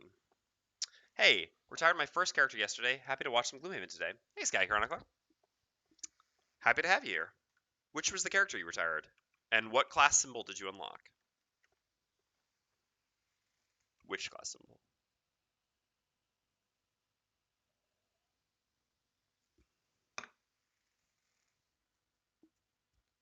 I retired a Mind Thief and unlocked Bolt. Ooh, fun. Those are 2 of my favorite characters. Nice. Wait, did you just say ranged attacks take retaliate when adjacent because of immobilize? Yes, absolutely. That's why the immobilize on the shield is important, and that's also why... Where are you? That's also why Healing Sands is so important, because giving them disadvantage means that ranged enemies won't move away, so they'll still attack into your retaliate. Melee retaliate still functions as long as the enemy is adjacent to you. It just considers the range from the target to you, not whether it's a ranged attack or a melee attack. So yeah. Because that one is immobilized, if it attacks, it's always attacking us, it's always getting retaliated and dying. And we're going before the Voidwarden can possibly go, so it's always, even if it does the multi-target attack, it's just attacking us first. And dying. So, trying to think here. Thought the FAQ said differently. Don't believe it does, but if you have a link to that, I would be curious to see. All right. Just trying to think here. So basically, we need to play one card from this section over here. Top heal is actually fine, just for initiative here. Do we have range to the red guard? Yeah, it would only be healing for 5, not 6. But then we could get away with stunning something. That's probably the best thing we can do here. I guess one shield is also sort of interesting. It's not that interesting because the Flame Demon won't be adjacent to the red guard. So yeah, not really. This is probably better. Otherwise, give and take. But we already have goggles here, so we don't really need that. Right, meow. Yeah, I think this makes the most sense. Alright. So in that case, because I have the stun, so I can get away with being a bit, let's say, greedier in terms of initiative on Hatchet. Because if they do their 30, this one, it will first attack into the red guard. So this will have 1 life left. It'll attack into the red guard, get retaliated, and die before it even attacks the second target. Sure, we get a wound, but whatever, the red guard's going to be full life anyway. It's not that big of a deal. And then this one we can just stun. So accordingly, we can actually do this and this, which allows us to make an attack which will actually kill the other Flame Demon. Not have to take a risk and need to draw +1 because of initiative. Thank you, Voidwarden. Yeah, well, there's a 46. So that's fine no matter what. Okay, so, red guard. Creating fire, certainly, which is, but hopefully shouldn't matter. So we're creating fire and creating fire. We're going to do, technically it makes sense to do this one first, so that we get some loot, because I like loot. So we're going to do shield 1, pull 1, range 2, all adjacent enemies suffer 1 damage. So we can't actually pull anyone. I'd love to be able to pull this to here, but that's not, unfortunately, that is not how pull works. Oops. So instead, everything adjacent to us is just going to suffer damage, and we gain a shield, and then we're going to use the bottom of Flaming Sickle, and we're going to have all adjacent enemies suffer 1 damage, and we're going to loot 1, and we're going to create fire. So this dies, and you're down to 1, and this takes 1 more, you're dead, and we loot 1, so we get this coin. God, I love the red guard. Okay, so we have 1 shield. Again, technically you're supposed to put these things into active, but I'll just forget it there if I put it there, so I have the brain power to remember I have these shields.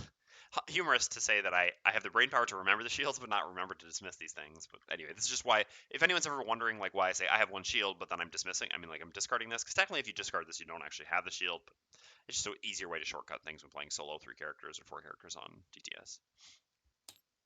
Okay, so Voidwarden's up. So we're going to... So this... So it's funny here because this is going to be an AoE attack, but it is going to attack the red guard first and then die because this is still a multi-target attack. So it actually never hits the Voidwarden here, even though technically, again, this is sort of like this ties actually back into the conversation we were having earlier. It seems like this is like it shoots a giant fireball, right? Which is actually the theme of this card. I mean, if these cards had names like the Jaws of the Lion cards do, which is also just a great thing, this would be like Fireball, right? Because it consumes fire and then it makes an explosion. So it shoots the fireball and it explodes. So thematically, that's what's supposed to be happening, but that's not actually mechanically how it works. First, it targets everything in that 7 hex targeter, and it attacks in order from focus to not focus, right? I mean, in focusing order, basically. So the first attack will be on the red guard, but because it will die to the retaliate on the red guard, it actually won't ever hit the Voidwarden here. And we know 100% it dies to the retaliate to the red guard because we have 1 shield. It's not dependent on us needing to be able to use these because we just have the 1 shield. We have shield spikes up. So I don't actually care that this gets a turn here. I mean, sure, it's gonna make an attack 3 with disadvantage on the red guard. We're gonna take like 1 damage, maybe 2. Not a big deal. And then this one, the Hatchet should very likely kill. Only if we draw -2 and miss at this point do we fail to kill it. So we don't actually need to worry about either of those. And the Earth Demon is going to heal himself. Yeah, I'm going to guess we can just get away with stopping that then, huh? We can also just not curse ourselves. The real question, I guess, then is it worth to curse ourselves to deal 3 damage to the Earth Demon? Yeah, probably. I don't know. That's actually tough. I'm not really sure. I mean, it's going to be pretty easy to clean up this Earth Demon next turn, isn't it? We also have a disarm for him. Here, like we can go early and disarm him. Yeah, he's never doing anything again, is he? No, he's really not. All right, so let's actually just not curse ourselves here. Well, that's a shame. It really sucks to play freeze this hole, not use it, because it's just your best level 1 action. Okay, we're going to gain 1 experience and give them another bless. This isn't too risky to give them blesses because we have the Iron Helm on the red guard, but it is something to pay attention to. Obviously, this means we need to be careful about other characters getting hit. So this is just going to give us a heal 6 on the red guard, which is actually just a heal 5 here. And then we have a default move 2, with which we can do not really anything. I guess...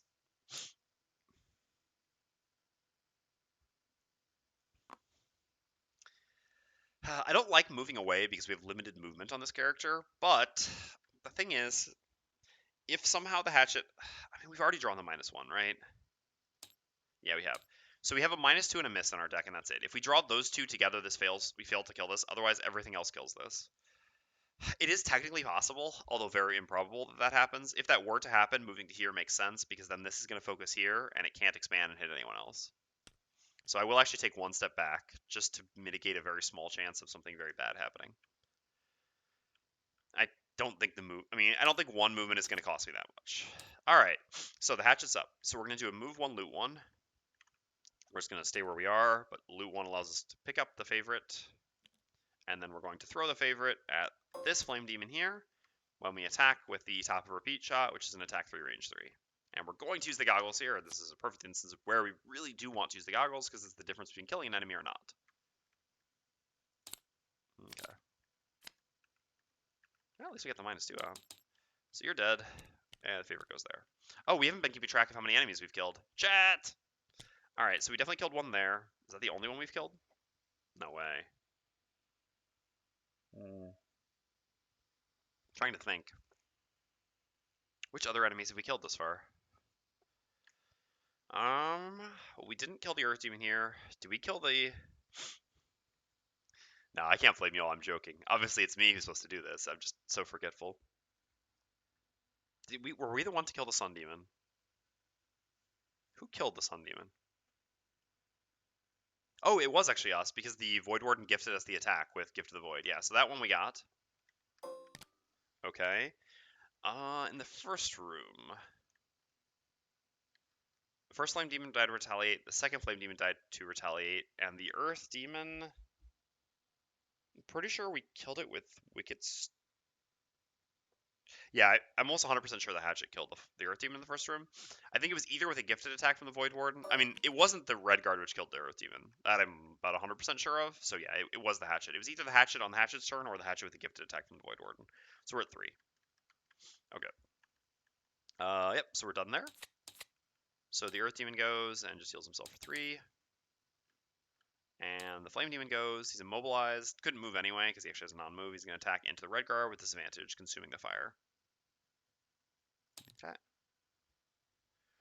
Sorry, I was half watching, playing digital. Don't worry about it. I don't blame you. Regarding Retaliate, I looked it up and I was wrong. I was taught differently, and is typically why I read the rulebook myself rather than learning from someone who is somewhat familiar with the rules. That makes Retaliate much better now we're playing it. Phew. Yeah, it's good.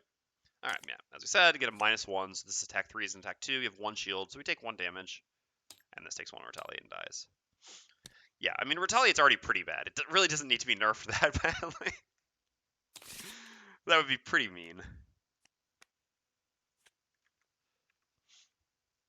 Alright, so for here, we have no elements that we care about. I guess I'll save the shield and the early initiative. Well, it's kind of the same thing. Earth Demons actually can't go before this initiative anyway. I don't know. I want to disarm it this turn, and then next turn I theoretically want to attack it with this. So I want to use these 2 tops, so I have these 2 bottoms. The ordering doesn't matter that much, does it? I guess it does, because then I can jump down. Yeah, there's actually an upside to jumping down, which I'll explain soon enough. Basically, it'll allow me to open the door and then run back to my team to draw the enemies from the next room towards us. So yeah, we actually want to do this here. Again, to the best of my knowledge, Earth Demons cannot go before... I mean, Earth Demons cannot go before 32. Their earliest initiative is 40, which doesn't even involve attacking. Okay, so as for you, we do not have a favorite, but we can. I think we're just going to be attacking with this top and moving? Yeah. Yeah, that's fine. I mean, by using this for a move, I'm missing out on 1 damage, but I do think I want to move every turn in here, so... I certainly want to move to here, pick up the favorite, and then next turn, like, move to here, or something like that. Okay. That works. And Voidwarden. Alright, so how much damage are we looking at? We're looking at an attack 2 and attack 2, so not enough. So the Voidwarden actually has a good opportunity to gift an attack here. So why don't we go ahead and do that now with this. And I don't mind moving a fair amount, so we can even just use Resign Frenzy here. Okay. Here goes. Hatchet's up first. We're going to do a default move to, well, I guess technically we're in range already, so we should attack first. Unknown information before known. So we're going to use the top of care package to do an attack 2, range 3, targeting the Earth Demon. Okay. And this heals the Void or the Red Guard for 1, which doesn't really matter. Red Guard's long resting anyway, but why not? And then we're going to use it at the bottom of Fancy Hat as default move 2, and go to here. Sorry, Voidwarden, you have to get those coins elsewhere. Alright. We're done. Then the Voidwarden's up. So we're going to do the bottom of Resign Frenzy as default move 4. Ooh, our initiative ordering was worse here. We should have actually gone after. Yeah, I mean, I guess that would have been worse if they'd healed, so I don't know. Because we're not going to get +1 on the attack, but that's not a big deal. 1, 2, 3, 4 to here. Do I use my boots now? No, there's no real reason to. I don't need the extra move. We have plenty of time afterwards. All right, then I'm going to gain 1 experience. I'm going to create Dark, and I'm going to gift an attack 4 to the Red Guard attacking the Earth Demon. I believe it has advantage no matter what. Yeah, it also has advantage if we consume an element. It gets +1. So an advantage attack here. Okay, perfect. +1 is what we really wanted there. So our 4 becomes a 5. Okay, so now the Red Guard goes. Red Guard is going to attack with the top of Desert Knight. Alright. Earth Demon down. And I'm going to do move 3. And I'm actually not going to get the coin for 2 reasons. One, I'd like to leave the coin to the Voidwarden, because that is her battle goal. Also, she's the one who loots the least in general in this party. And 2, I want to be here, so like I said, I can do my move 2 jump to get down here. Which will be important for the future. Okay, so we're going to do these 2 cards. We're just going to play 2 cards as well. And here we can start doing some buffing. So we can do this and then remove the poison with this. Okay. And also just do a little bottom heal with this, because why not? We don't really need to move right now, right? And we have 3 movement. Yeah, so this all works out just fine. I would like the Red Guard to go after me. It's actually not going to work if the Red Guard doesn't. This Red Guard will have to jump to here. That is worse, though. So I guess I should use the bottom heal next turn, then. Because I need to move this turn. Sure, let's play this then instead. How are we going to line this up? So I actually want it like this, then. So then 1, 2, 1, 2, 3. And we go to here. Yeah, and then we have range on everyone. Yep. Okay, so Red Guard goes. We're just going to do a move to jump here. Ooh, no, it's not the coin which is jumping. It's us. Okay. And we do nothing else. Then Hatchet goes. We're going to use a move 3 that creates wind. Wind also not super significant. Wind not super significant here. 1, 2, 3. I'll leave this one. Okay, nothing else. And then here we're going to do the bottom of Lure of the Void as a default move 2. I'm going to go to here. Grab this coin, so that puts us up to 3, only 2 more needed. We're going to use the top of Give and Take, Poison Cell for 1 ally within range 2. So we're going to Poison Hatchet, because that's the only one we can. And then we're going to Bless and Strengthen Red Guard. So Bless goes into the Red Guard stack. Okay. I'm not going to bother with the Strengthening, because we're in a long rest.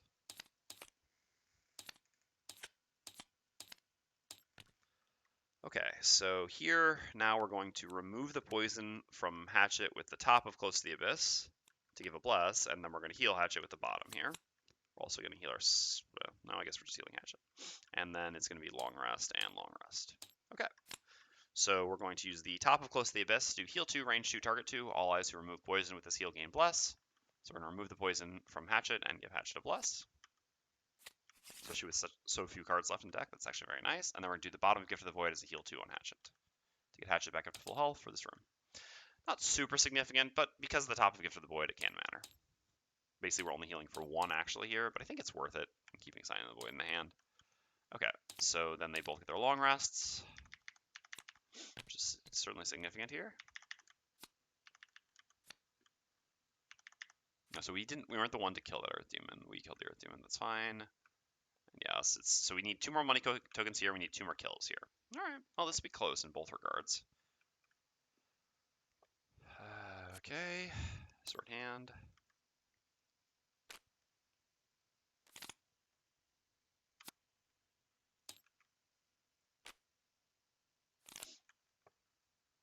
All right. All right. All right.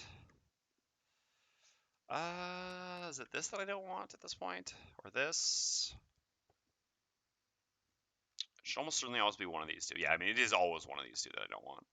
The disarm is really good because there's going to be an elite knight or elite sun demon in here again, if I'm not mistaken.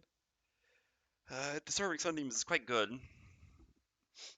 As for here, it's this and this, but as usual, this is worse.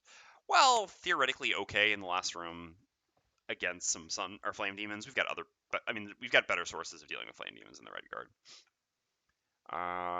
Yeah, I can just long rest on the Voidwarden here. Our plan is just going to be to open the door, run back, and try to draw these enemies into the trap. We don't have jump on either of these characters, so we can't actually get past this trap wall without face tanking a bunch of damage. Which, I mean, alright, I could deal with, but because I do have heals, there's just no real reason to. It's also just better typically to draw enemies towards you. So generally speaking, I don't really like summoners in Gloomhaven because they're a little bit too RNG heavy. Or, well, I don't like the way most scenarios with summoners are designed by putting summoners pretty far away from you and having too high of numbers of them. But the good thing about summoners is that they do change your tactics, because most of the time your best tactic when entering a room in Gloomhaven is to open the door and then step back, draw the enemies towards you. And when you have summoners in the room or special rules which change that, which like draw you into the room, this puts that on its head, which is good and interesting. But so here, there's nothing like that. We can just draw the enemies back. Okay, so we still have to choose what to lose. This bottom is good because it's more direct damage. Basically, we have like 2 direct damage combos against flame demons, which is doing this plus a top shield, and then doing like this and this, and then this and this. Both of these do 2 direct damage. I mean, I don't know. There's actually a number of them. This is also important for going to get the chest. I do want that chest. All right, see a flaming sickle. Yeah, out here. Also, creating fire is a bit of a liability against flame demons, so. All right. So what are we doing here? Well, we're jumping. This is our only move 4 left. So we're going to use that. I think we're just going to use this here, just to gain 1 experience, because I like experience. I don't really see any reason not to do that. Okay, so Hatchet, we're going to go as late as possible, which means this. And we're going to try to make a long-range attack, which is probably just follow-through here. I think it's fine to just use follow-through as a crappy attack here. There's a chance that we don't get to attack anything, in which case I'm happy to have just discarded follow-through. It's not really one of my best cards. And, yeah, I mean, otherwise, there's a chance I get to make an attack with it. I don't want to use my better attacks, basically, or my better cards this turn, because I'm not sure I'm going to get to do anything. Okay, so here we're going to use the bottom of Flame Shroud. I'm going to use Winged Shoes to add jump to our entire movement here. So, yep, 1. I guess I only need to do a 3 here, not a 4. I didn't actually need to use this card this turn. Oh well. This 4 movement actually doesn't get me anywhere anyway. Alright, so we have to draw for you, and draw for you, and draw for you. Sure. Okay, so everyone's kind of just doing standard stuff, which is what I like to see. Bonus movement there is actually really good. Ranged attack is okay. Alright, so 1, 2, 3 to here, and then I'm just going to use this to gain 1 experience, with nothing better to do. Alright, flame demons are going to create fire, which is then going to end up being turned into light here. Oops. So I'm just going to do shorthand all that right now, because it doesn't really matter in the interim. Okay, so flame demons have 4 movement and 4 range. Don't think they can reach. 1, 2, 3, 4. No. 1, 2, 3, 4. Ooh, almost. Close. Impressive. But it's also good that they ran up this much. Okay, Earth Demon. So I think the elites and regulars. No, the elite actually have 4 movement. Okay, that's very good. 1, 2, 3, 4. 1, 2. It has 3, but can't get any further. All right. Sun Demon, transform the element, and so Sun Demon has 3 movement and 3 range. Okay, so fortunately it does not reach either. Everything was very, very close though. All right, well, in the end with the Hatchet, I could have made a better attack here. All right. So now I've got a tough choice, right? I mean, we're definitely not using Power Pitch. That's not what I'm contemplating at all here. What I'm contemplating is whether I should throw the favorite. I think the answer is no. I really don't. At the same time, I'm kind of locked into killing this first because I can't really reach these things with most of my characters. And if I throw the favorite into this, I don't know. The thing is, I don't have follow through here anymore. But I guess I have a 5-card hand size right now. But I can only stamina push and back, repeat shot, or follow through once, right? So what I could do is I could follow through, repeat shot, but then I'm still just playing like center mass as an attack. So there's no real reason I think to throw the favorite now. I can just delay that decision for a turn, play center mass next turn, and then decide what I do. So yeah, let's just do that. So let's just attack with follow through just as an attack 2 range 4. I'm attacking this Earth Demon here. Okay. And I'm going to create wind. There's really no reason not to do that. It can disadvantage the Earth Demons. It can also be used by the Voidwarden. But I don't believe I'm moving anywhere here. So, yep. And that's my turn. Nothing else there that I would have wanted to use. No. All right. And then the Voidwarden gets her long rest, which is mostly just something we did because we're not in a hurry while we let the enemies run up. All right. Well, in combat healing is not really where we want to be. So, see, I guess close to the best bottom. Are we in range 3 to that Earth Demon? It does let, but I mean, we can also just do this with the Lure of the Void top in a sort of better fashion. I mean, if we create dark with this, for example, we can just execute that with Lure of the Void top. So, yeah, that's probably better. Yeah, see close to the abyss. Get the treasure. We're going to try to get the treasure, for sure. Leave no treasure behind is kind of my motto when playing Gloomhaven, base Gloomhaven. All right, so Desert Knight and just I'm not sure I want to use the jump here. No, I guess the traps won't be there anymore. Yeah, so I might as well. I might as well just do this for some. Well, no, because I can't actually use this bottom. Even though I have the light to consume, I can't reach him. So yeah, we'll just do this to get some free shield. Okay, these are discarded.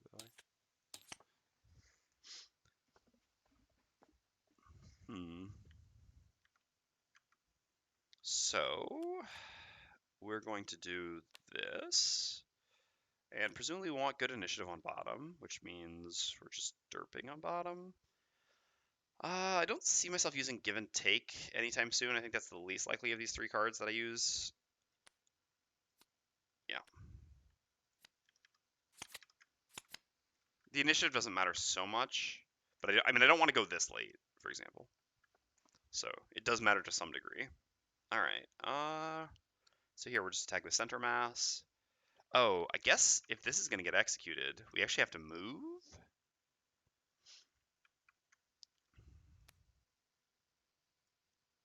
Accordingly, I guess I'm just going to play this then and try to go a little bit later, and we'll see. Because yeah, this is just 100% dead here. Yeah, there's no world in which this isn't dead. Yep. Yeah, so we'll see. So we don't really want to attack that one. They don't have fire, but that doesn't really matter for that. Okay, well, they're all doing bad stuff. So we're getting into the hard part. All right. Gotta focus up. This is gonna get interesting. It's gonna get really interesting really quickly. All right. A lot of stuff to pay attention to here. So we have 3 movement on the Sun Demons. Let's check that out first. So this can, and it goes before the, or after the Hatchet goes. So we can go to there or here. So we kind of need all these spots to be blocked, or we need the red guard. No, we can never get the red guard to here. We only have 2 movement. So the red guard goes here, and then Hatchet goes here, but then it goes here and hits both of us. So it looks like Hatchet doesn't get to move up too much, unless all of us do go before. So unless red guard goes here, but that's actually also not possible. Oh man. Thing is, Hatchet has to go. This is so bad. I don't know that there's any way to prevent this from hitting, is there? Man, what I wouldn't give for a Prosperity 2 item right now on Hatchet. I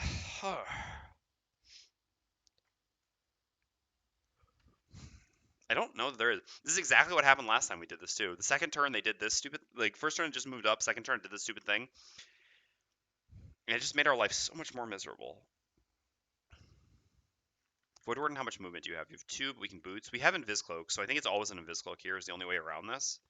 So in order to prevent this from essentially cleaving our whole team down, either Hatchet would have to attack nothing, which isn't great. I mean, I guess we could attack from here.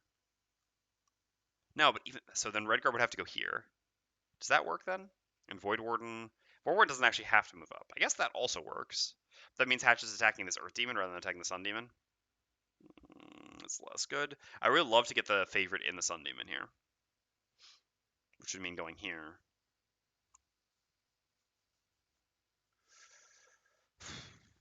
We've how much movement again? 3 movement. So we could even go into the door ourselves. Be the one who goes invis. Maybe that's fine. Voidwarden going invis in the doorway is a little bit better for us because the Voidwarden could actually go late, whereas Hatchet cannot. But it's actually not even very useful.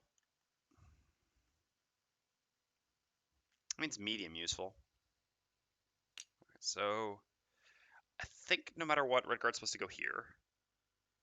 Yeah, I mean, there's nowhere else we can go because I don't want to attack this one. I just had to go. I had to use this attack to create dark, and yeah, I could not move up. I guess is the question. If someone's going invis in the door, it's fine to go up. What about what is going on with these flame demons then? God, there's so many things to consider here. So 4 movement, 4 range, multi-target. So this one, 1, 2. I mean, it's all. Both of them are almost hitting 2 people, so that doesn't change anything. Okay. Oh, we should be at 9. We long rested. So there's no real way around that. So yeah, in that case, I think there's no real reason not to just move down to here. So let's jump down there. This just allows us to hit the other Earth Demon.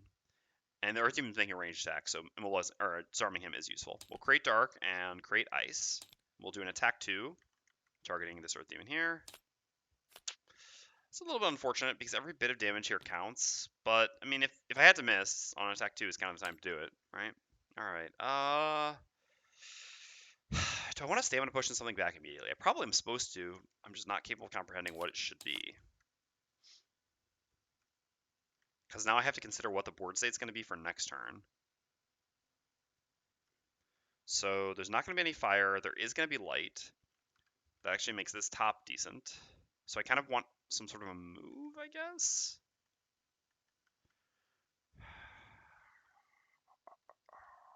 Where are the enemies going to be? God. All right, let's see. I am going to stamina potion. Let me just do the Voidwarden thing. So the Voidwarden thing has no new information because we don't flip modifiers or whatever. I'm declaring that I'm using a stamina potion here on the Redguard. I'm going to figure it out. It's just easier if I can figure it out visually. The rule is that we just can't have any new information, so we'll avoid any unknown information. This is all known information here. So we're going to use the top of Lure of the Void. We're going to gain 1 experience and consume the dark. This gives us disarm range 3, force the target to perform move 3 with you controlling the action. So 1, 2, 3. Each of these traps is 6 damage. So they were damage traps, right? Yeah. So, oops, these are not unlocked yet. That's 18 damage, and that's just a dead. Well, I guess we would have been able to kill an elite enemy, huh? Damn. Took the wrong battle goal. I was a bit unfair. Okay. And so then we have give and take bottom. So then we said we need to go like this and like this. Yeah, is the plan. Okay, so then we do a default move 2 to there. I could go and viz myself as well to avoid the Flame Demon attacks. The Flame Demons are hitting for 1 each, so I'm taking 2 damage and then wounded. I think that's not that big of a deal. Okay. Okay. So now we get into unknown information. So, well, in a second here. So we're going to do a move 3, heal 1, range 1. I really don't want to create the Earth. Oh, he's disarmed anyway. Okay, yeah. I mean, I still don't really want to create the Earth, but I guess I don't have the choice because I definitely do want to move to there. I could use my boots, but the boots are going to be more valuable than that. So I'm going to go to there. All right, so then this is going to be the board state. And so then I'm going to attack probably the Sun Demon. So what's then going to happen here? So if I'm invisible, the Sun Demon, it actually can find focus, it just can't reach there. So the Sun Demon will have moved to here. This will stay here.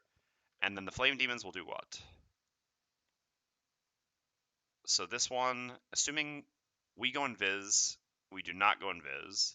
This one will go to here. Yeah, because then I can hit both of those from there. It can't hit from here. And then this one will go to here. I guess this one actually goes first, but 1, 2, 3, 4. 1, 2, 3, 4. Yep. So this will be what the board state looks like. So what do I really need on the red guard based on this board state? I can't attack yet because now that would be unknown information. Direct AoE damage going here looks good. We have the direct AoE damage with this. So I guess, yeah, what we really... Oh, no, the Sun Demon will be there. Sun Demon will be there. Sun Demon will move to here. No. So that doesn't work. Do we have our jump boots again? We do not. Okay. So from here, we're kind of in a spot where we can't really do anything, huh? Unless Hatchet moves away before we go, which is also not... I mean, I guess that can happen. We can go at 12. So Hatchet moves away before we go. We can go here. Otherwise, we'd have to play a loss to get to there, which I'm definitely not playing a loss to get to there. The loss is going to be trying to get the treasure. All right, what do we have here that could actually help us? That not really. That not really. I mean, this just allows us to disarm the Sun Demon. This is probably just the best thing to get back then. Just accept that we can't necessarily move in and we just disarm the Sun Demon. All right, yeah, so that'll be what we Stamina Potion here. All right, we figured it out. Okay. So, Hatchet goes. So this is technically still here. These are also further back as well, but I've just moved them again just because it allowed me to better visualize how this is going to work out.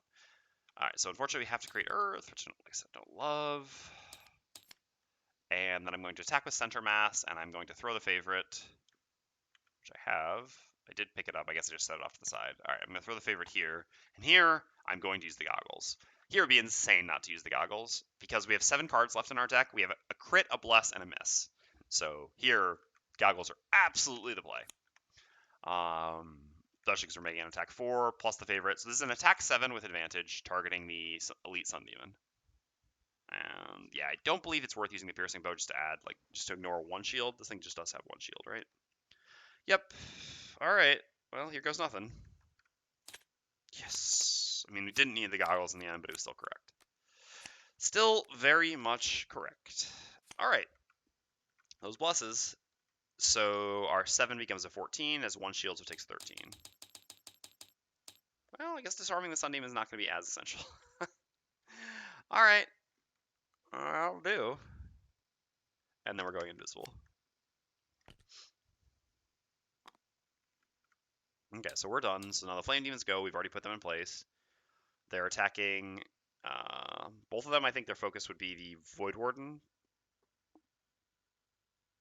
Because the Voidwarden required less movement to get in range to hit. Yeah. Because they both had to move more to be able to hit the Red Guard.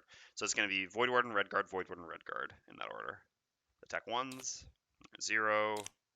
And we have 1 shield on the Red Guard, so it's also 0. 1. So they crit on... No, so we have the helmet, right? Yeah, so 0. So no damage to the Red Guard, 1 damage to the Voidwarden. And they're both wounded. Manageable. Certainly manageable. Okay, so the Sun Demon goes, has 3 movement, but cannot go to hit anyone, but it has flying, so it can actually find focus, because it sees any of these spots as possible places to go to. This does not stop it from moving. And the Earth Demon is doing a ranged attack, but is disarmed. It does not consume the Earth, because since he doesn't attack, he doesn't get to multi-target.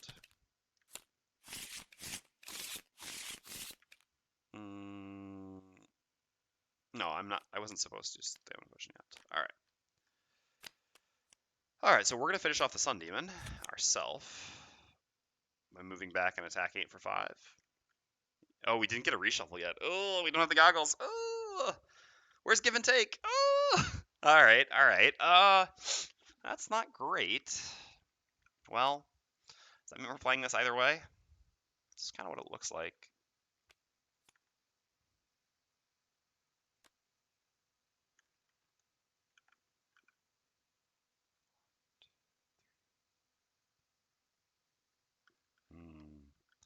Well, this is a little bit too good to pass up here. We can actually do an amazing Taunting Fate.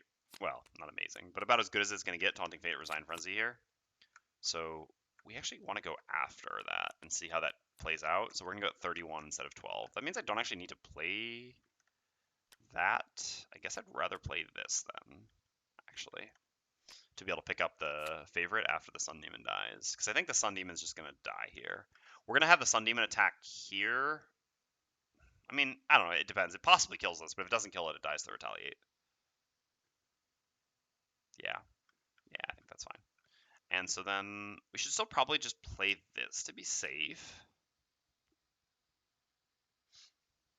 We want to go after the Resign Frenzy as well, because we want to disarm stuff after it attacks, so we need to go at 14, which means using this. Yeah, that's fine. That's fine. Okay, there goes. Well, Flame Demon's going earlier. That's a thing. Okay. Well, they're creating fire, and they're both going to be attacking the Voidwarden. They already have range, so here goes. Okay, take it. Take it. So 3 and 1, so we take 4 total damage. Alright. What are you up to? You're doing the Healy nonsense, and disarming you is not going to be super useful, so we do really need to kill you. Okay, okay. Okay, okay, okay. Alright, so then we take 1 damage from the wound on the Voidwarden down to 2. Alright, so we're going to use the bottom of Taunting Fate. Hey, it's actually happened. We have used this once now. We're going to consume the ice.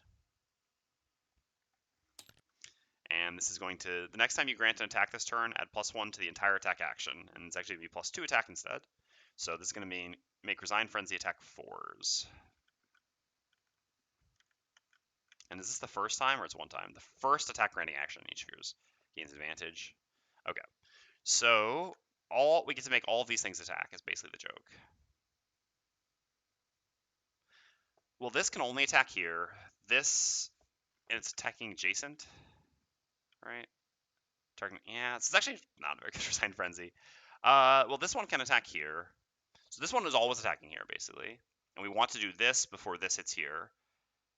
This is always hitting here, but there's no reason, but we want to do this before this does this, yes.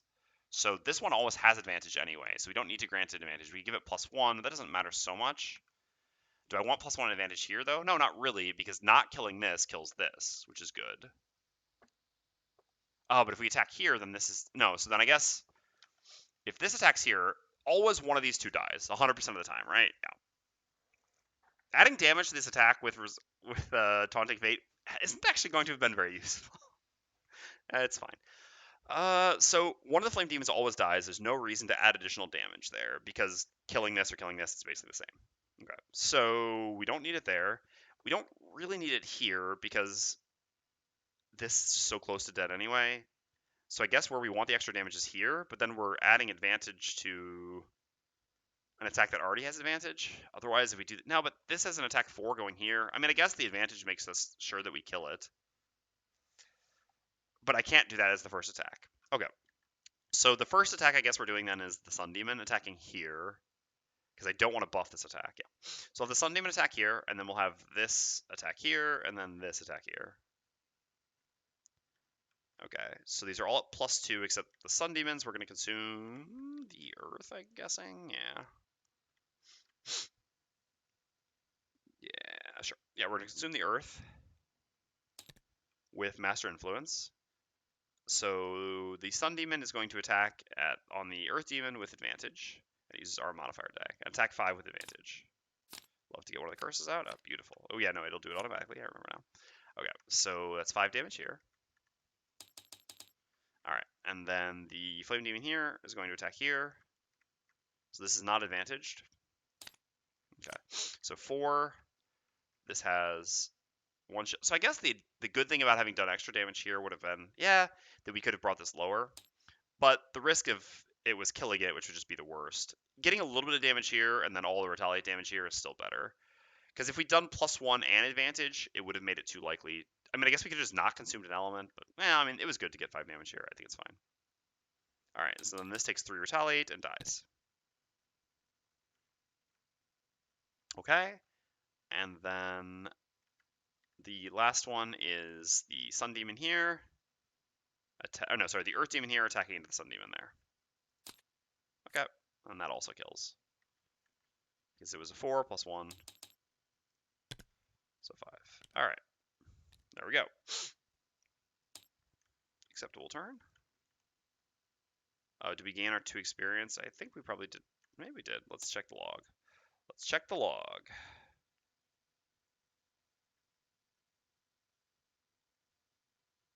No. I don't think we did.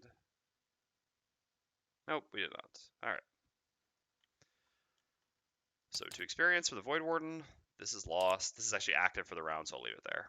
We're not getting attacked, I think, though, but still. Alright, Redguard's up next. So is it just time to start heading down there then? Might we take 1 from our wound? Probably not. Probably not just yet. Well, yeah, let's just do a move 3 here, create light. 1, 2, 3 to here. I do need to leave some coins for the Voidwarden. But this, I mean, there are coins up there. Yeah, we'll be fine. I also want gold. I also choose gold. And then I'm going to create ice and dark, doing an attack 2, disarm, targeting this Earth Demon here. Okay, so 1 damage, but it's disarmed. Alright, there's no Sun Demon, then the Hatchet's up. Hatchet. So, what I'm going to do is I'm going to do a move 1, loot 1. Oh god. Oh god. Using the favorite here is so risky. It's not really that risky, because next turn we'll just make a bigger attack. Yeah, whatever. It's fine. Alright, we're going to move 1, loot 1 to here. Getting this coin. If I could choose not to get the coin, I would. But I do really want... I need to kill these enemies. I'd like to leave the coin for the Voidwarden, but like I said, there are other coins for the Voidwarden to get. We've got some time. Okay, so we get the favorite back using retrieval, but then we're just going to use repeat shot, throwing the favorite at this flame demon here. There's really no reason to use this. This attack always kills if it doesn't miss. We've got a 1 out of 5 to miss, however. Okay, wow. Impressive. Okay, so we kill you. Drops the favorite there. And that puts us up to 4 kills. So we just need to kill the Earth Demon and we're good. Alright, well this was much easier than last time, but we also got much less unlucky. Alright, so we lost that. We're good. And then the Earth Demon goes, and I believe it's not going to do anything except lose its disarm. Yep. Alright, so Voidwarden needs to be moving a fair amount here. Easier said than done. Also need to be healing at some point. I guess I'm just going to use this opportunity to heal myself. Since I don't have a top heal right now, I don't have my stamina potion. So I can just do this and this. Just going to do the bottom heal on myself, because I got to get rid of this wound, right? Just going to bottom heal myself, and then I can just give some movement to the Redguard to help the Redguard getting down there. Yeah, and then next turn I can actually just go pick up like this one and then make it to this one, and that'll give me all the coins. Okay, so we want to kill the Earth Demon. We don't want to kill it too quickly, because we need to make sure we get this first, at the very least. And the Voidwarden gets her goals. So, I was actually supposed to stamina push on Hatchet there, but I actually forgot to, so whatever, we'll just long rest here and tank a hit. And we shall just do some things. We want to go, we can't actually go after. Well, fair enough. We'll make it work one way or another. Alright, so Redguard's up first. We're going to use this. No, we actually have light. Oh, so we can actually kind of just do the... Is getting a wound on it risky? I mean, Hatchet's going to have goggles back, so we can pretty much guarantee the kill when we need to. Same time, I really just want to be moving in this direction. Alright, what is this thing doing? Flamethrower pattern attack? I mean, we've all got plenty of health. Well, first of all, I take 1 damage from my wound.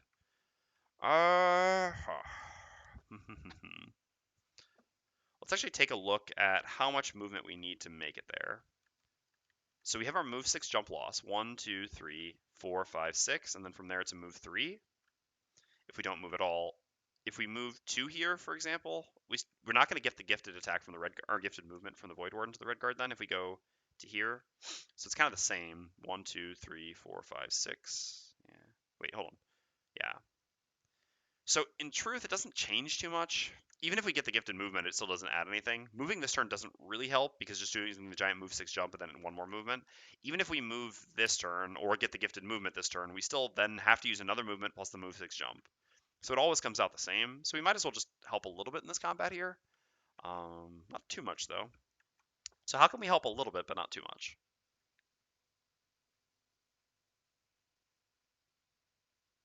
This gives experience. This gives experience. I mean, I guess this gives experience without dealing damage. Yeah, this is actually fine. All right. So let's just, I mean, it does a little bit, but that's kind of more controllable, I think. At the same time, putting wound on him does put a timer. Hey, Red. I guess a timer is bad. I can never kill him if I do this. I can get him close, but he's never dead. Yeah, that's fine. Okay, so let's actually do this. Let's do Barbaric Instinct. So we'll do the top, shield 1, pull 1, range 2, all adjacent enemies suffer 1 damage. So we create fire, pulling you to here, you suffer 1. And then we're going to use the bottom of Warrior of the Sun, consuming light, gaining 1 experience, and making an attack 3 muddle. It goes. Alright, so 4. That's fine. Because we do want to weaken him a bit. And he's muddled. Okay. And that's good. We're done. We have shield 1 here.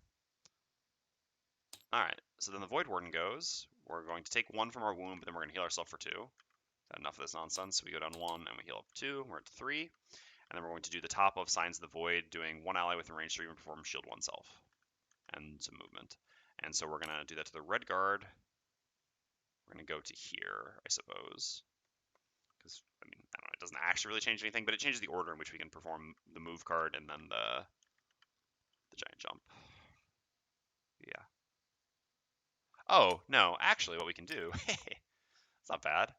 We can actually have the Hatchet perform move 2 and go here. So this actually works because the Hatchet at the end of his turn will long rest and get both these things back. So this is just a free coin pickup. Nice. And we get the favorite back. Not until the end of the Hatchet's turn, but still. Alright, so we're done. So then the Earth Demon goes, it's going to attack with disadvantage into the red guard. Okay, it was actually doing the flamethrowery thing, so it actually could hit both by going here. Whatever, I don't really care that much. Alright, well, so this is the first one into the red guard with disadvantage, so see a bless. Was there an element to consume? Yeah, sure. I don't really care which one gets consumed here. Darker ice is the same. See dark. Hello, Earth. Okay, so first the attack on the red guard. It's at a -1 with disadvantage. Either way, this is a +0. I mean, it's always the first one anyway here. So it hits for 3. We have 1 and 8 shield here, and I might as well just put this to 1. I don't think there's any reason not to. So we'll put this down to 1. So we shield for 3, and it goes to 1 life. Okay. And then it attacks the Hatchet, also with disadvantage. Got it. Wow. Okay. Well, it's still numerically lower to do a +2, so it would normally be hitting for 3 here. +2 is 5. Okay. Yikes. Yeah, yikes indeed. All right. Yeah. Well, those blesses, I mean, when they're not into the person with the helmet, they do start to stack up. It's funny to have gotten all of them so close together there, but still. Okay, so end of the round, we get our long rest. We refresh the goggles. We heal for 2. We looted the coin and the favorite, and we get to choose a card to lose here.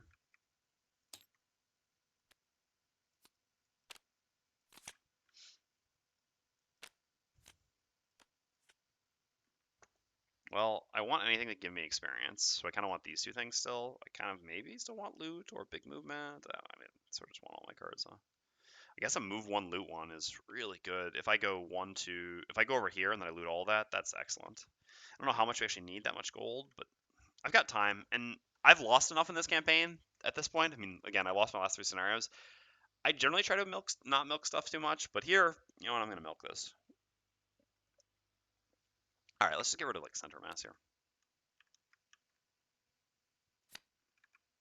All right, here I'm just going to short rest on the red guard just to go faster. Nope, that's the card I can't lose. Sure.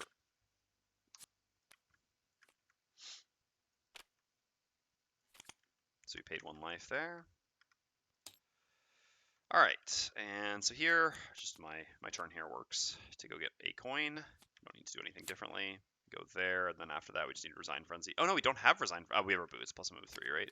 Do we even have a move 3 left? We got a move 4 loss, I guess. Yep, that'll do.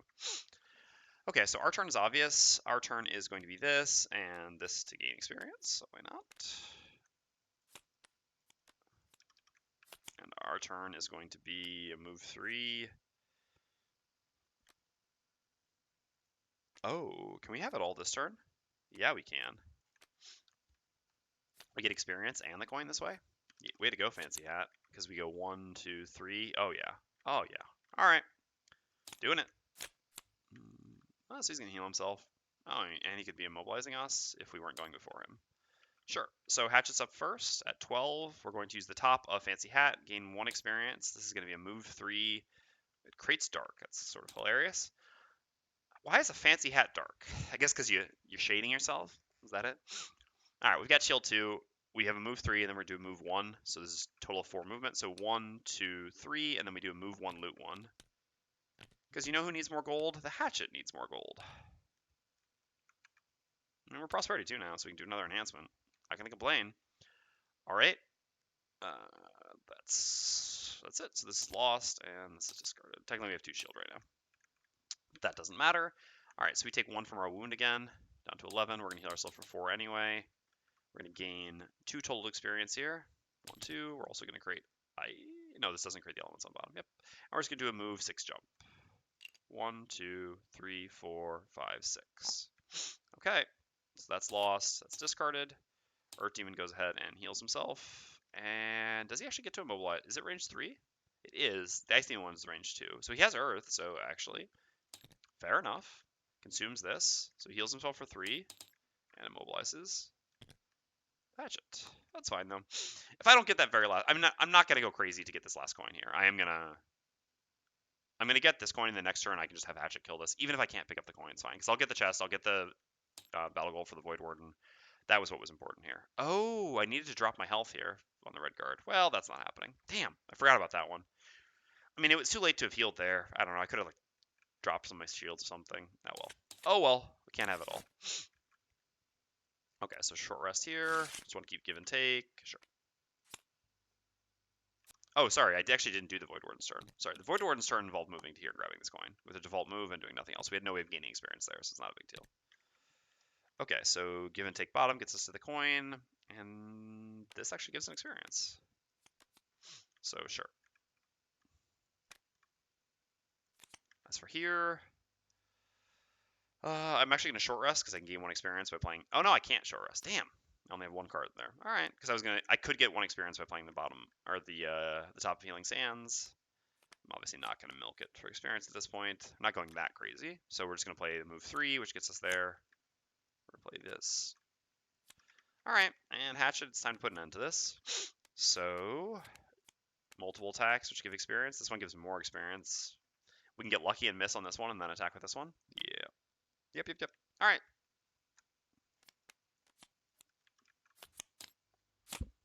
Okay, so red guard's up first. We're going to do a move 3, creating light. This really doesn't matter the light. Going 1, 2, 3 to here. All right, so fair warning, we're going to be spoiling chest number 11. Chest number 11, everyone. Chest number 11. Chest number 11 will be spoiled. This is your last warning. Chest number 11. Okay, you've all been warned. Chest number 11 is going to be spoiled. We are now spoiling chest number 11. It's a random item design? All right, well, we're now going to be spoiling a random item design. We'll figure out which one in just a second here. Let's do this and grab one. All right. Oh, it spoiled the name. Damn it. It's actually kind of stupid that it says the name on the back of the card, but I understand. All right. Well, we're now spoiling. Hopefully, no one saw that. We're now going to spoil random item design number 93. Random item design number 93 is going to be spoiled. I repeat, random item design number 93. Again, I don't really imagine that these spoilers matter to anyone. Spoiling random item designs is pretty. I think of all the things to be worried about spoiling in the game, this is pretty low on the list, but I provide the warnings just in case. In fact, talking about prosperity, I'm at scenario 20 with prosperity 2 just because I retired a character. It seems to me that prosperity is going slow. Is it normal, or could I be doing something wrong? It's not likely you're doing anything wrong. Uh, It's just that prosperity is sort of going to be random in the beginning of the game, which is a bit unfortunate. I mean, it depends on two things: which scenarios you do, because there are some scenarios, there are like some scenario reward chains which are going to give a big jump of prosperity, and if you haven't necessarily done those, you won't get it. And then also a fair amount of prosperity early on does come from road. I mean, primarily city events, although here we got one from a road event. So it's just kind of random which cards you pick. Like my previous campaign I did in base Gloomhaven, I think I failed the first scenario twice trying to do it. I was trying it +3 difficulty with just a party that didn't work, and I got to keep doing city events. And I think I was at prosperity 2 by the second scenario. And then here, I mean, this is now I mean, I've done a lot of scenarios. I mean, I've done like 10 scenarios in this campaign at this point or something like that, and I just finally reached prosperity 2. So you're not doing anything wrong.